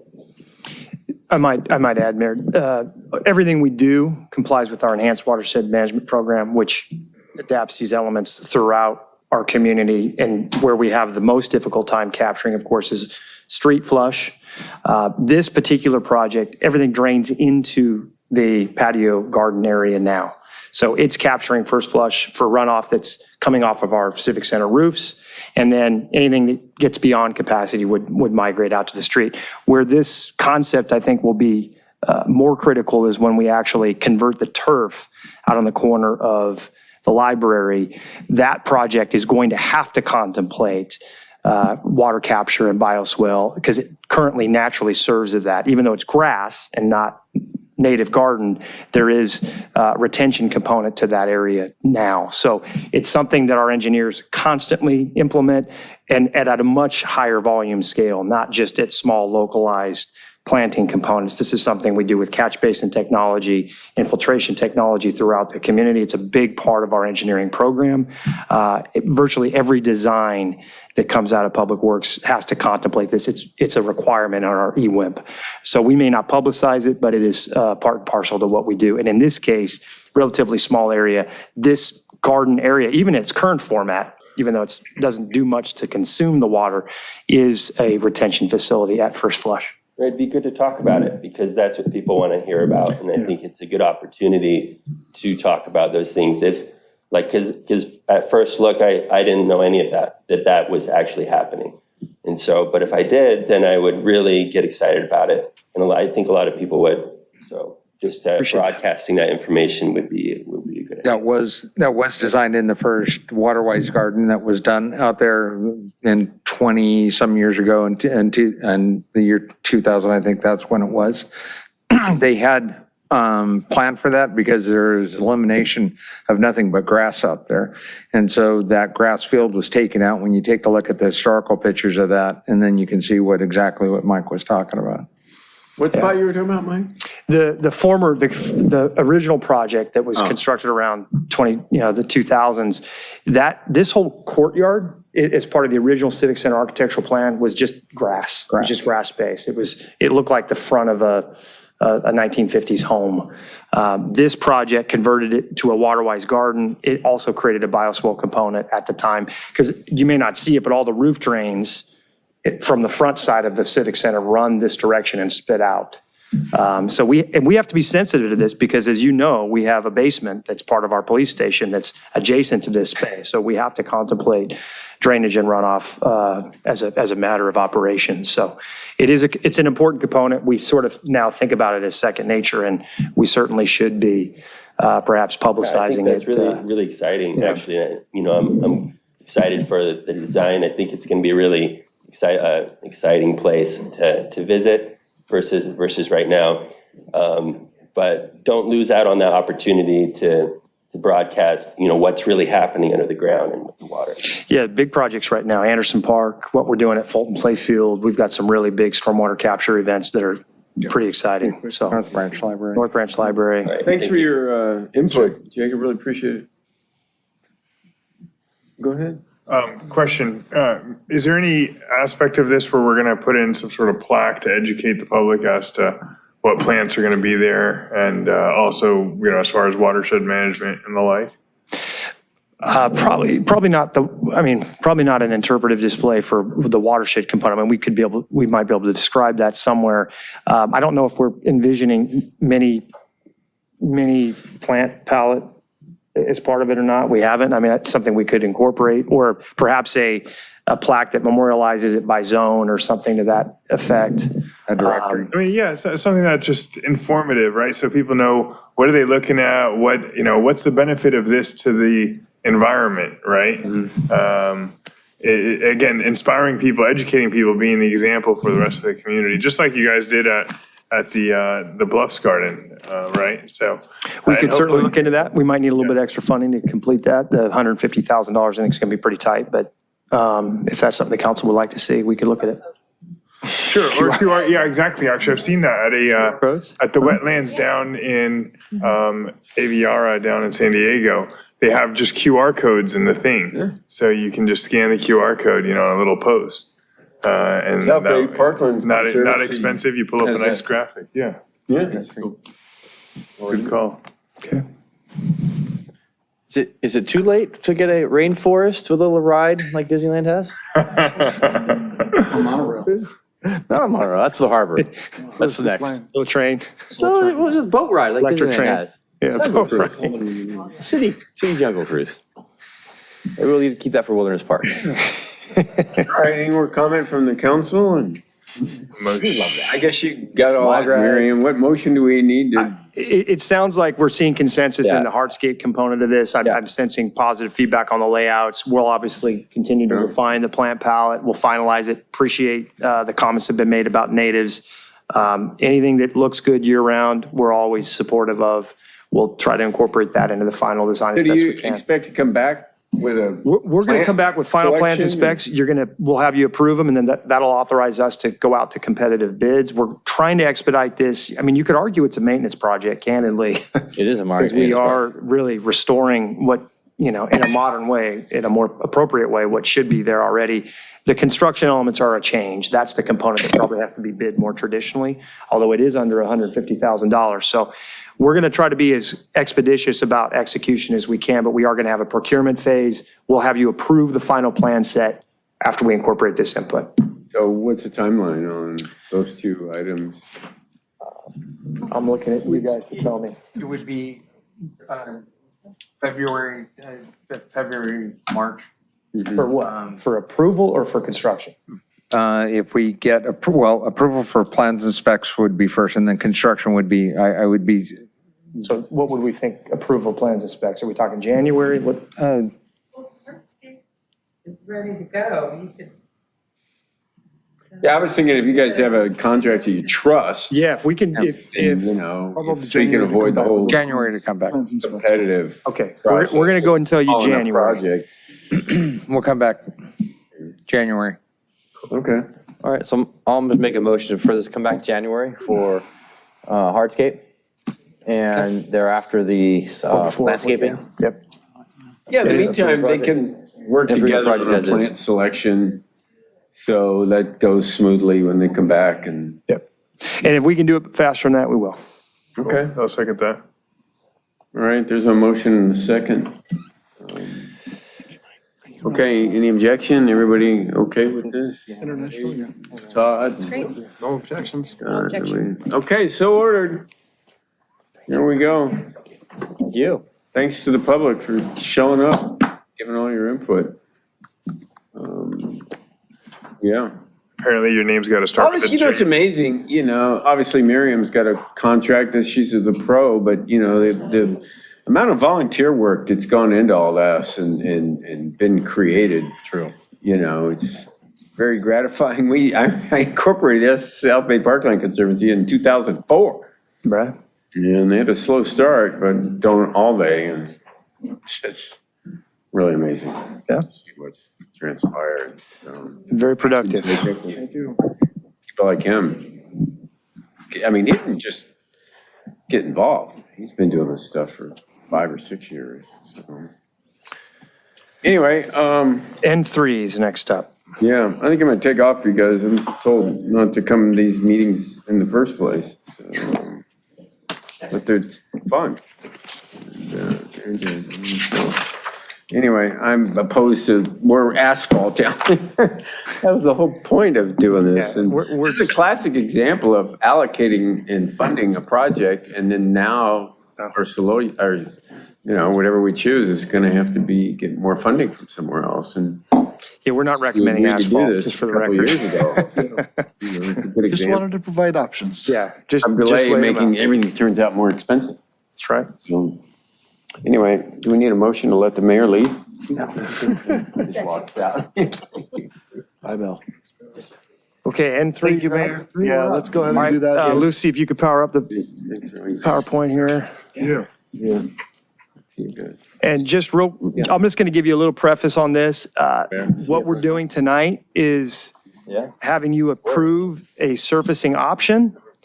And the reason for that is we're giving you sort of an order of magnitude for the 4 different options that you have before us. It's important that you select one. We'll use that selection to finalize design.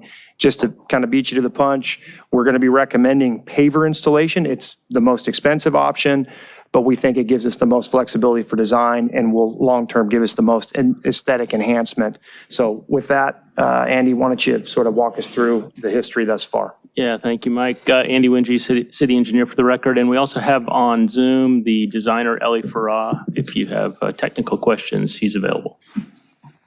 So this item is the International Boardwalk Paver Surface Repair Project. It's in the CIP. Currently have about $870,000 in funding through the Uplands Fund. And the project goal was to replace or improve the surface along the International Boardwalk. We've engaged EFI to help us with this in the civil design. The International Boardwalk surrounds the King Harbor Basin 3 from R10, kind of around 3/4 of the basin to the skate park. It's about 1,200 feet long, varies in width, but 15 feet is pretty common throughout. We need to create an ADA compliant pedestrian walkway through there. And it's got some cross slopes that are severe in areas, so we had to do some creative work there with that. We're also trying to make sure we can support the vehicles that need to access for delivery, for trash removal, that kind of thing. We do have a kind of a nominal weight limit out there, but we're designing to support at least the vehicles that we use there now and have a confirmation of that weight limit. Here's just an aerial. The red outlines the International Boardwalk, the walking surface that we're talking about, so you can see how it wraps around. There, north, just for the sake of conversation, is to the right on this photo. To date, we have done a geotechnical evaluation to make sure that we understood what was underneath the existing asphalt in terms of its capacity to support loads. We've done topographic survey needed for drainage and ADA compliance. We've considered a surge barrier out there. As you may recall, during king tides, we get some water up on the walkway now. Trying to work in some way to keep that out through this project, but it just exceeded what the scope and the budget for the project would do. So we looked at that, but we just can't do it for the money given at this time. Certainly could do it in the future if we wanted to look at that. The seawall out there is in fairly bad shape, so we're going to have to do something with the seawall cap at least, and that might be a better time to look at a surge barrier replacement.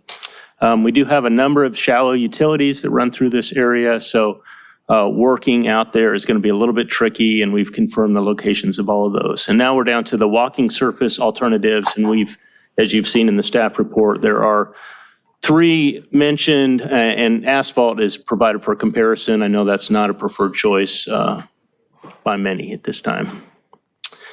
Just a couple of ideas of what some of these alternatives look like. This is a photo from Old Town Sacramento Riverfront showing what stamped concrete might look like, stamped and colored concrete in this case. This is the San Diego Shoreline Village walkway that has stamped concrete. It looks like pavers, but it's just a rectangular grid pattern stamped concrete surface. These are used frequently on waterfronts and promenade type uses. A lot of colors and textures are available here. Because it's concrete, you can pour it out into the shapes if they're not geometrically regular shapes. It's a durable surface. It can be very pleasing aesthetically. It does take some cure time. It's concrete, of course, so it'll take at least a week to set up to required strength. That could be problematic with keeping businesses open and activity during the construction phase down there. It will require regular sealing. If there are repairs needed, matching the stamp and the color variations can be tricky. So that's a con. And then cleaning stains and grease and those kinds of things off, like any concrete surface, it's challenge because they're porous surfaces and they absorb some of that material. Also, color can fade over time and usually does. Our transit center, even since we put it in, as you can see, it's faded a little bit from when it was first poured. We have some colored concrete there. Pavers is not unfamiliar to the pier. This is our very own pier toe right down by the head of the pier. We use pavers out there. Pavers wouldn't have to be this color necessarily, or even this shape. Pavers come in many shapes. Councilmember Barrett sent me a photo today of the San Pedro waterfront that's being built out, and they used kind of longer, almost look like floorboard type planks for their pavers. So there are a variety of types of pavers that can be used. This is Long Beach Shoreline Village. They use kind of a skinny brick-looking type paver out there, along with some other treatments, those kind of wood-style planks bordering it. They're just ideas for design. Again, lots of colors and textures here. Can be very pleasing to look at. They do last a long time. They're good for tight spaces, and what I mean is we do have just a 15-foot walkway there with, we're trying to keep businesses open as much as possible, and so getting a concrete truck in there, for instance, would be harder and may need to be delivered in small batches like we did for the skate park. That adds to time and cost when you're doing construction. Pavers could be brought in with a small forklift, and although it does take more time to set the pavers, it may lend itself to this space that we have there. Businesses, hopefully we can keep them open as long as possible. It does conceal stains because of the color variation in the patterns. They can be more costly to construct, although in this space that may not be the case on a square foot by square foot basis. Could be. We'll have to see when the bids come in.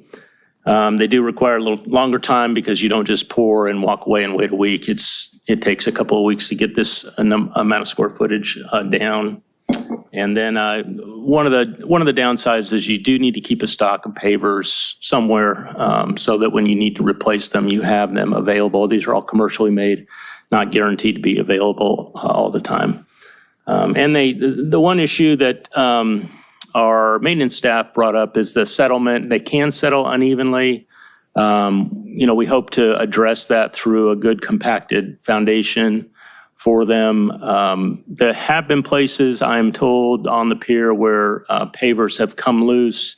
People have removed them, thrown them into the ocean, or walked away with them or something. So we try and avoid any kind of differential settlement that would make these accessible to people. So that's a downside that stamped concrete, for instance, would not have. So not a huge problem, but something to consider. But I would say in the 15 years that we've had pavers on the main entry to the pier, I don't think we've ever had somebody actually pick one up and throw it at anybody. I don't know if that's anecdotal from our maintenance guy. So maybe that was another city he was in. I'm not sure. 15 years, you said? About that. Did I just give the internet some idea? 15, Sorry about that. It was awful looking concrete in all kinds of shapes and sizes. Yeah. Are the pavers like concreted in or glued in or at all? Typically, the ones we have now are dry fit, meaning they're just fit very close together and then kind of sealed with sand or aggregate, small fine aggregate in the cracks to kind of lock them in place. That's very typical. And we like that because it allows for better infiltration and drainage. Cool, thanks. We also have on the pier now some combinations of concrete and pavers. We call it banded concrete, where they form a border to fields of pavers. It does nicely break up big fields of pavers that can be a little bit mesmerizing to the eye if you don't have some just some breaks in the lines. In this case, we've used an exposed aggregate type concrete surface with seashells as the added aggregate, just to provide some visual interest. So that's something we've done before and could do in this application as well. This is another example. This is upland. This is not in our city. I think this is actually in Utah, but you get the idea of the concept here of some of the design elements you can bring in with the concrete addition. Again, lots of colors and textures here. The exposed aggregate can be a nice feature, texture change on the surface, pleasing, again, and some of the same downsides as pavers and stamped concrete with the difficulty to construct, time to cure, fixing repairs after the fact. So these are all three good choices. They have different pluses and minuses for repair, installation, cost, vary a little bit. Not huge variances in these. I think they'd all be appropriate choices. As you know, we have asphalt down there now. This is, you recognize this location, I'm sure.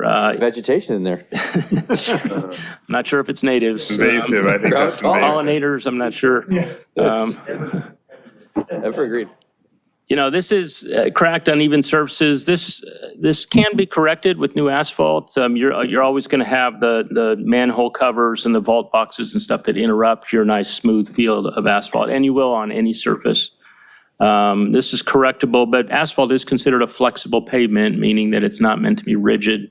It is going to move as the ground beneath it moves.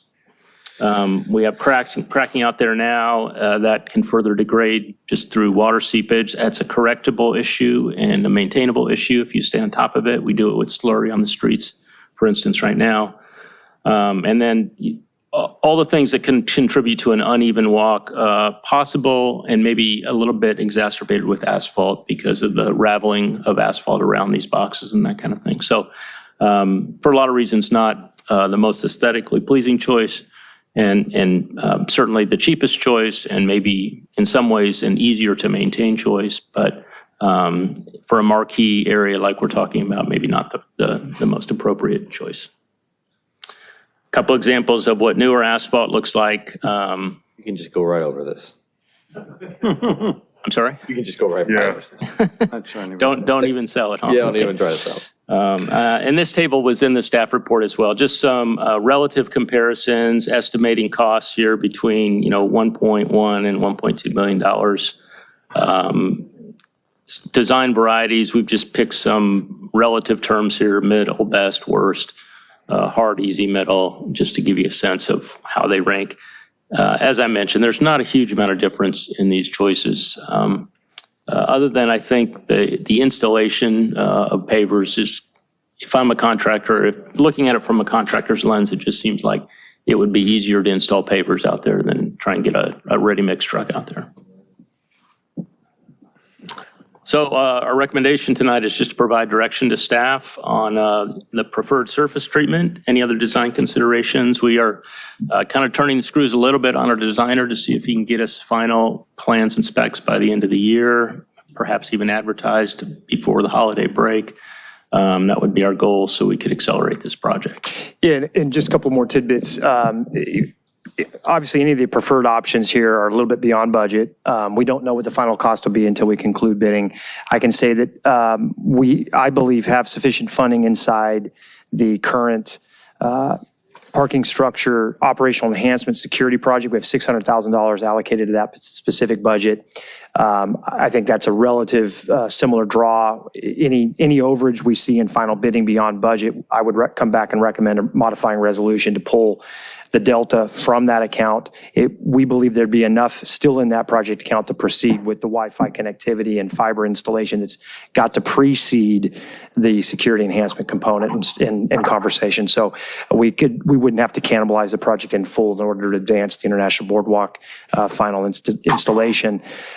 Pavers have been successful for us in a lot of places. They've held up better than most suspect. Riviera Village is a great example. We showed you the pier entry feature. I'm still astounded that they've held up as well as they have for as long as they have at that location. They're maintainable. Our crews can pull them out in small sections when there's a problem, replace them.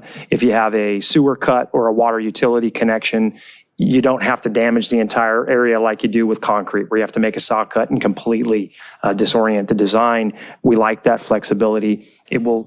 If you were to choose that option, what we'll do is we'll source material to determine what pavers are immediately available to us. These have to be cured, manufactured. We don't want to select a paver style that's going to take us a year to obtain. So we'll find what's ready through our designer, provide some options. Greg's prepared to canvass the International Boardwalk community, talk to the pier tenants, get their feedback on colors and design. Based on that feedback, we'll make a final recommendation. We'll come back to you with final plans and specifications and be built into your authorization to initiate bidding. So our goal is to have that done here in the next 4 to 6 weeks. We do think there are a couple of tricks of the trade here that allow us to accelerate construction. If we have to, we can pull the ordering of the pavers out. We can handle the procurement, store them on site, and ultimately move forward with an installation contract. So we don't have to wait for final contract execution before seeing procurement begin. It may not matter. We do have some prep work on the utility side and the substructure area that's going to take some time. So that may not accelerate the project too much, but if it does help, we'll probably recommend that as part of the plans and specification approval. So given that this is Councilmember Lowenstein's priority, we will do everything we can to expedite it, but this is moving along. We're now at the finishing touches stage of the design component. We just need to make a choice and move forward. Hallelujah. Thank you. I think I can speak for all of us that none of us are excited about asphalt. So we can eliminate that. No? Unless there's somebody here that has something we haven't seen. Concrete, stamped concrete, the surface looks nice, but I read it doesn't hold up well. And especially in a wet environment. I like the idea of being able to take out problem pavers and replacing them quickly. And I think that they look the nicest of all, personally. I think it was nice, the one with the bands that would go through, but honestly, I don't see long-term how that would look good. It seems like, I couldn't tell you how old the ones are on the rest of the pier. Right. They look so good, and I think that's something we want. We want to spend a little bit more and invest to make it really nice. I think between that, the railings, the skate park, the lighting, the signage, I think it will all look really, really great at the end of the day, and something that we can be proud of, bring our friends down there and spend time at the International Boardwalk. So my own preference is pavers, and especially the fact that we don't have to shut down a lot of the boardwalk. I think the stores will be very happy. Appreciate that. Yeah, no, for sure. And to your point, the pavers, it's not such a vast area where you need some banding or perimeter because it is only 15 feet. So, if this were a football field, you wouldn't want to just do pavers. You'd need some sort of perimeter, aesthetic. I don't think we necessarily have to have that because this is a smaller environment. Plus, we can continue, we talked about a promenade. If we decide to do that, that'll look nice, I think. If we decide to expand beyond it by a future boat launch over by the Seaside Lagoon, all that whole area could look really nice. So that's my own preference. Who else would like to? I got a question. So is there, just thinking about putting this together with Riviera Village Fiber Project, same contractor, same bid, different contractor, same time, different times. Is there any value to, would we be able to save money? Would there be any type of, is it just two completely different design times because they're totally different projects? Yeah, I mean, I'll let Ted comment and Andy. I think since we've already done the topo, the sub work, the grading, and we have a sense of what utilities are on site at this location, this thing's pretty ready to go. We're going to have to do that same preliminary work. I know it seems like a quick, short list, like, hey, why does that take so long? But there was real geotechnical involved in that. We brought this civil on back in July. For the last several months. They've been doing all that substructure design review and work to determine what has to be built into the design itself. So all that has to happen for Avenida del Norte too. So I think we'd end up slowing this down to try to mirror the two. And I don't think we want to do that. But we're going to learn, we'll be able to pick some. Might be that whoever we end up buying pavers from might have other designs or might be able to provide the same pavers we use in the village. There might be some economy of scale there when we get to procurement. That's possible. Okay. I can't wait for this to be cleaned up and put down there and be done right. I mean, king tides will be drained faster and better. It'll be cleaned up. And yeah, that's the only disappointing thing about this effort. We were hoping we could do a bit of a cap, maybe a 6-inch cap on top of the perimeter at the top of the seawall. It just structurally can't handle that kind of change right now from an installation standpoint. So that was the only disappointment when we did the substructure review.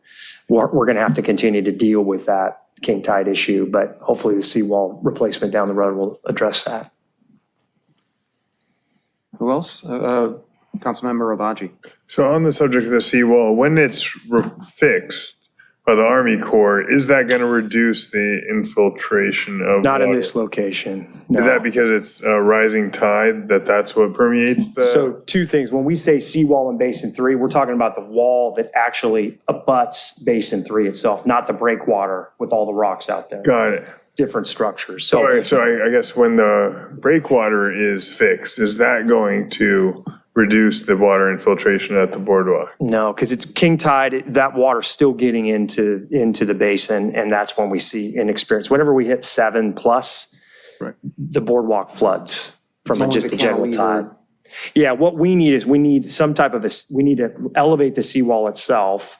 And in an ideal world, we would cantilever out, extend the walkway, but it would be higher than it is today. If we could get, we have that silly wood structure now that's there with the railing that's got to go. If that were, 2 feet of concrete of some sort, that seawall overage that we're experiencing wouldn't occur.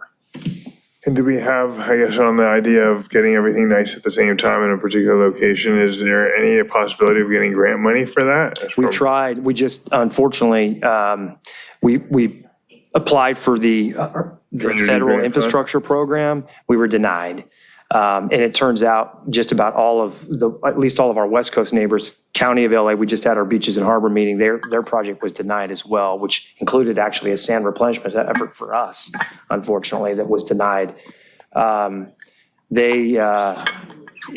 didn't get that funding. We tried, took a swing. It was a $36 million grant request. Got it. Didn't make it. Good swing, though. It was a big swing. We tried. Yeah. Yeah. Demographics, they said, harmed us. And I was just going to say to Councilmember Lowenstein, obviously I'll support whatever you want to do. I do think concrete banding could look good as far as breaking up the visual, maybe between the stores, breaking up like, oh, this is where one store starts, this one ends. Granted, or the cubbies, the boat storage, areas where we know that stores will go even if they blend together or whatnot. So they've done a good job with it up at the pier. I also wonder about what happens with the pavers when you get to the edge and it's not going to have enough space for a full paver, they just get cut? They cut them. Okay, no big deal. No big deal. Jigsaw puzzle. Yeah. All right, and then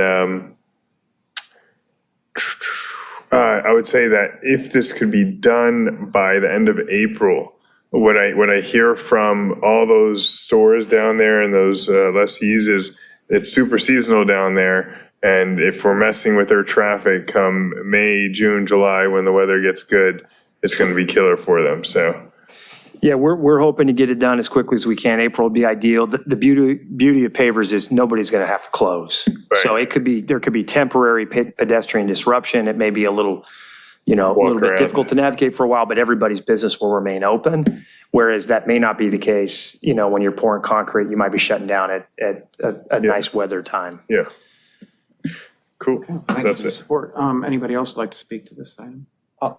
Real quick to Councilmember Baji's point with the bands, it might be a great opportunity to use it as real estate for some artwork to point out certain things as well. So this is the thought of adding some color, adding some just artwork, and adding some, hey, this is where Naja's this way, right? Or Catalina that way. Just a thought on that process. Well, I think the signage is also one way of doing that. You talk about the signage. What's that? It's a lot easier to replace. Seems like it. The other concern is shutting down with concrete. Yeah, banding would force us to do pours adjacent to the business, and when you pour, you're going to basically close doors for a while you cure. So that's the beauty of just sticking with pavers, is you avoid that. It's a temporary disruption. The seashell looks, I think personally, whether you like seashells or not, the way we banded the perimeters up top looks good. It's held up very well. It buffers the transitions nicely. This is only 15 feet though. It's not a lot. It's not as big an area where you have to have that. And some of these thresholds are different themselves. They have different entryways. So, that isn't a common treatment.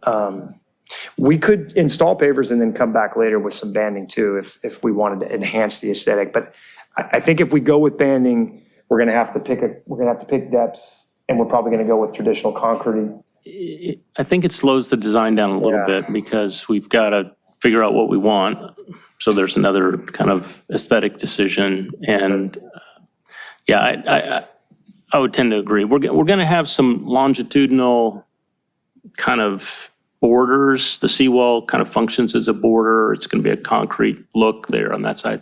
I believe the buildings are on concrete as well. There may be a lip there. So we'll have some kind of edge treatment there. But we are trying to match all the door sills, keep it level, keep the cross slope less than 2%, all the things that we have to do. So pavers, I think. We don't have banding in Riviera Village, and I don't know if you noticed it. It looks great. It looks fine because you're only dealing with 10 to 12 feet. It's not. Yeah, it's much smaller. It's a much smaller. Designates the area as special. Yeah. Riviera Village, the pier, really sets it apart, I think. So anybody in the public would like to speak to this item? I assume Scott or. Native plants. We've got room for buckwheat. So Jim Light, this time I'm not representing South Bay Parkland Conservancy, but as a harbor commissioner speaking to you as an individual. This is something we've been pushing for quite some time, and a little discouraged that it took this long, but hearing all the details of, understanding what's underneath and all that, I can see why it took this long. Nobody wants asphalt. I'm glad to hear you don't. And I personally would prefer the banded, but with the impacts of doing that, I think that it's not worth it, in this case, because of the narrowness. So I, as an individual, would advocate just going with the pavers.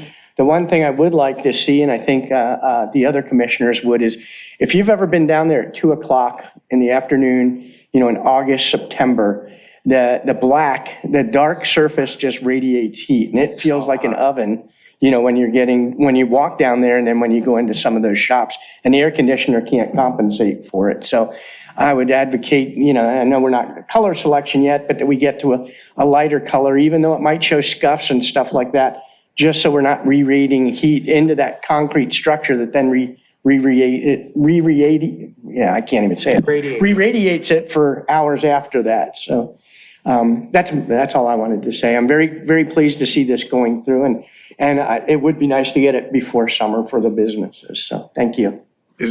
Mayor Pro Tem, is there a concern about like too light of a paver color that then is too bright when the sun's out? We didn't really, I mean, if it's really reflective, that could be a problem, but I think generally pavers aren't that smooth, so I don't think that effect would be so bad. It might actually help light the interiors of some of those dark buildings, but I hope we don't get some really dark brown or red pavers because it will just re-radiate, I can't even say the word, and make it hot and like an oven down there. So. Stainless steel. Yeah, it's a good thought. Thankfully pavers actually naturally as a material don't retain quite as much heat, certainly as asphalt would. As asphalt. Yeah. So, but the thought about color is something that's a good And actually the worst is artificial turf is worse than that.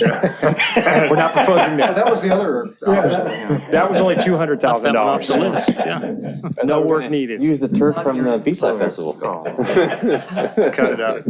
Anybody else in the audience like to speak to this item? How about on Zoom?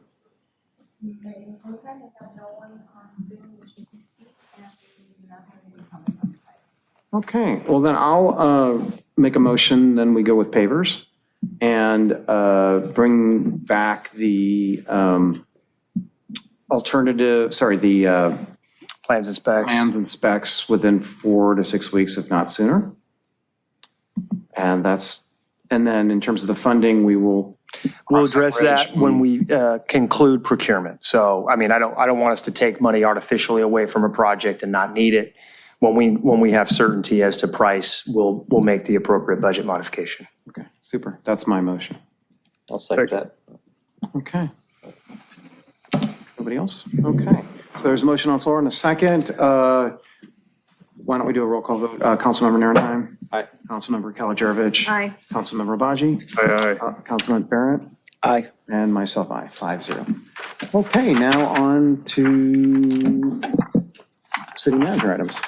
Thank you all. Yeah, nothing this evening. We're getting some additional information with regards to Jesse's services. They originally were looking at next Tuesday. We've received word from the family this week that they're now targeting November 29th. We'll get you that information when it is set. Which is a Wednesday, I believe, right? Yeah, that's what they were looking at. It might end up being the 28th. Next Tuesday, they're going to combine the viewing and funeral in a single day. So we'll get that info to you all when we're ready. That's all I've got tonight. Okay, thank you. Okay, now into mayor and council referrals of staff. Councilmember Narenheim, do you have any referrals? I do not have any, thank you. Councilmember Kalijorovic? Yeah, I wanted to maybe agendize a discussion in light of the Pledge of Allegiance for Veterans Day to invite either a kindergartner or maybe a first grader, I'm open to the ages, to participate in our Pledge of Allegiance that we do during council. Right. Maybe like the first Tuesday of the month, maybe not every Yeah, like meeting. once a but month. It doesn't yeah. have to be every meeting, Okay. but just. We can agendize a Yeah. discussion about that. I'll second that. And I tried starting that with the youth commission. We need a youth commission. Well, we have a youth have one, commission. just Right, not but we need active. people in our youth Right. commission. I tried was it April, May? I was like, hey, let's get the youth commission down here to start our Pledge of Allegiance for us. Yeah. We had that one guy one time. So yeah, I will definitely second that.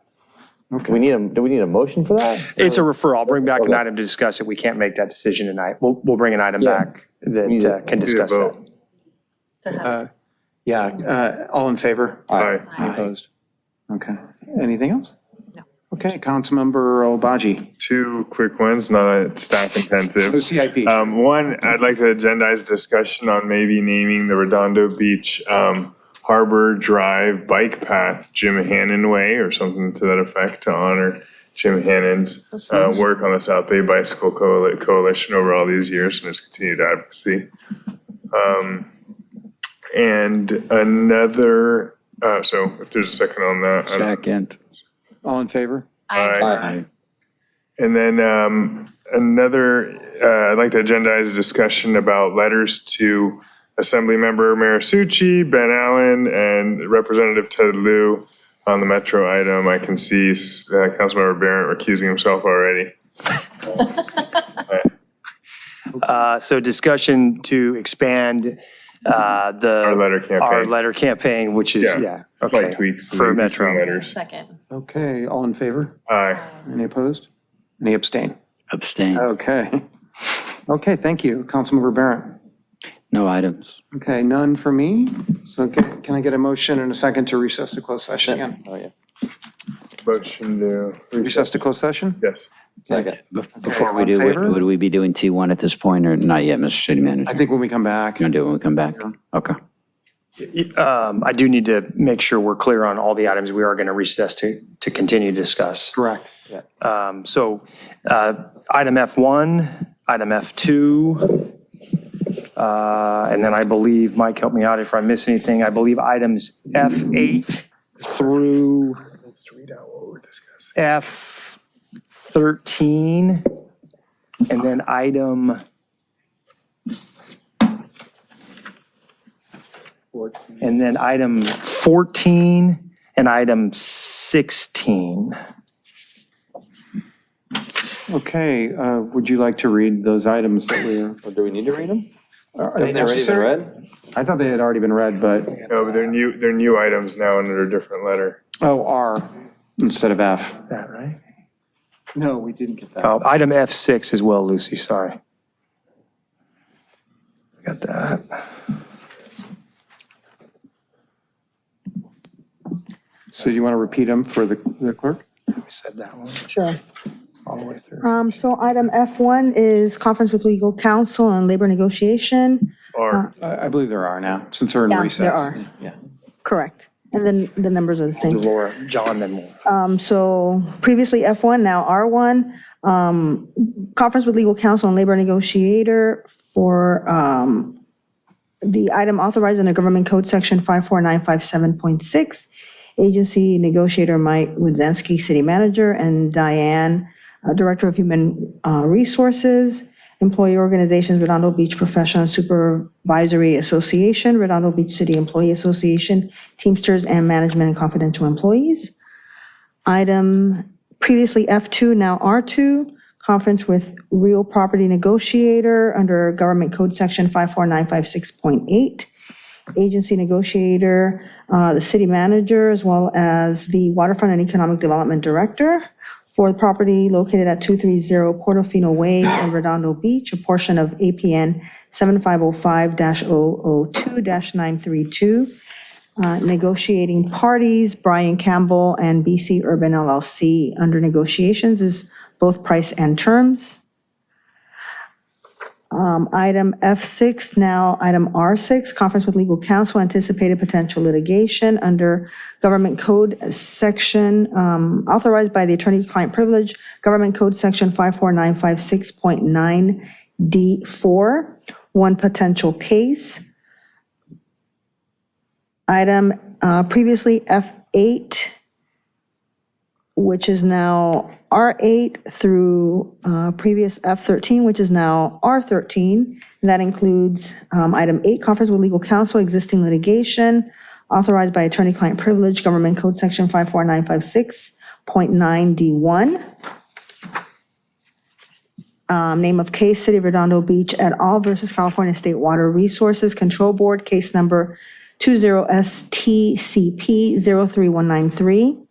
Item 9, conference with legal counsel, existing, all these are existing litigations, by the way, under authorized by attorney-client privilege, Government Code Section 54956.9D1. Name of case for item 9 is New Commune DTLA LLC and Leonid Poltanovakov versus City of Redondo Beach and City Council of the City of Redondo Beach, case number 22TRCP00203. Item 10, under the same government code section, is New Commune DTLA LLC versus City of Redondo Beach, City Council of City of Redondo Beach, City of Redondo Beach Department of Community Development et al., case number 23STCP00426. Item 11 is name of case is 9300 Wilshire LLC versus City of Redondo Beach, City Council of the City of Redondo Beach, City of Redondo Beach Department of Community Development, and those 1 through 100 inclusive. Case number 23STCP02189. Item 12, Case name is Yes in My Backyard, a California nonprofit corporation. Sandra Traus, an individual, versus City of Redondo Beach, City Council of the City of Redondo Beach, City of Redondo Beach Department of Community Development, and those 1 through 25 inclusive. Case number 23 TRCP 00325. And item 13 includes case name in Ray 9300 Wilshire LLC, bankruptcy CD Cal, case number 2-23-BK-10918-ER. And item previously F14, now R14 is conference with legal counsel, also existing litigation under attorney-client privilege, government code section. Hold on a second. That's my next page.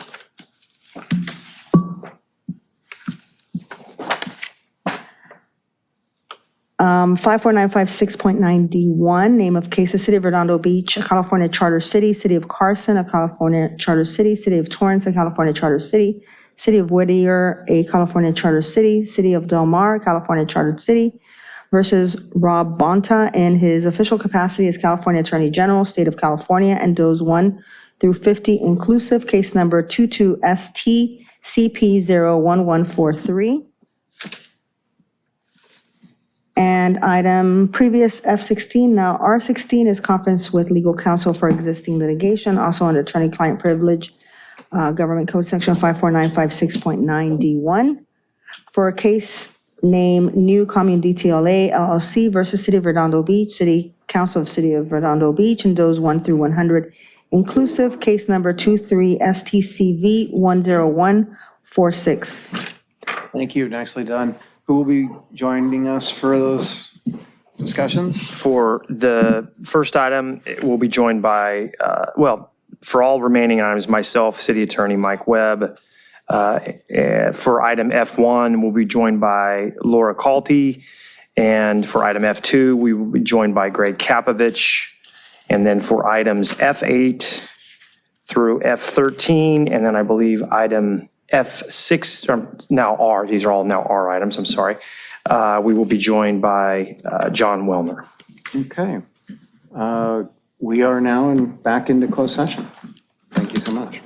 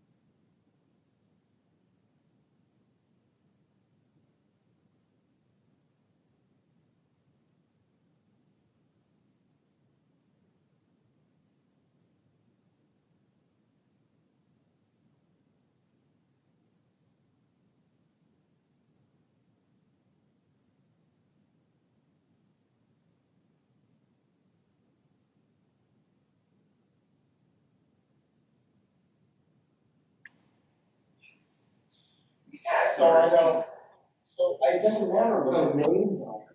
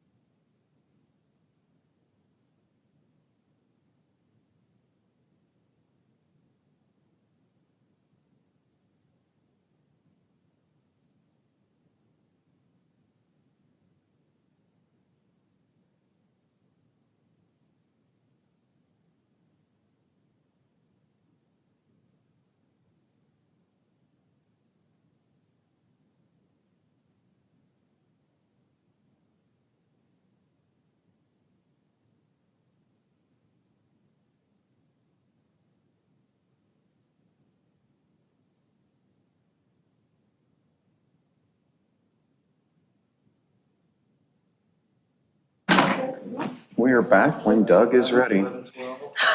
Yeah.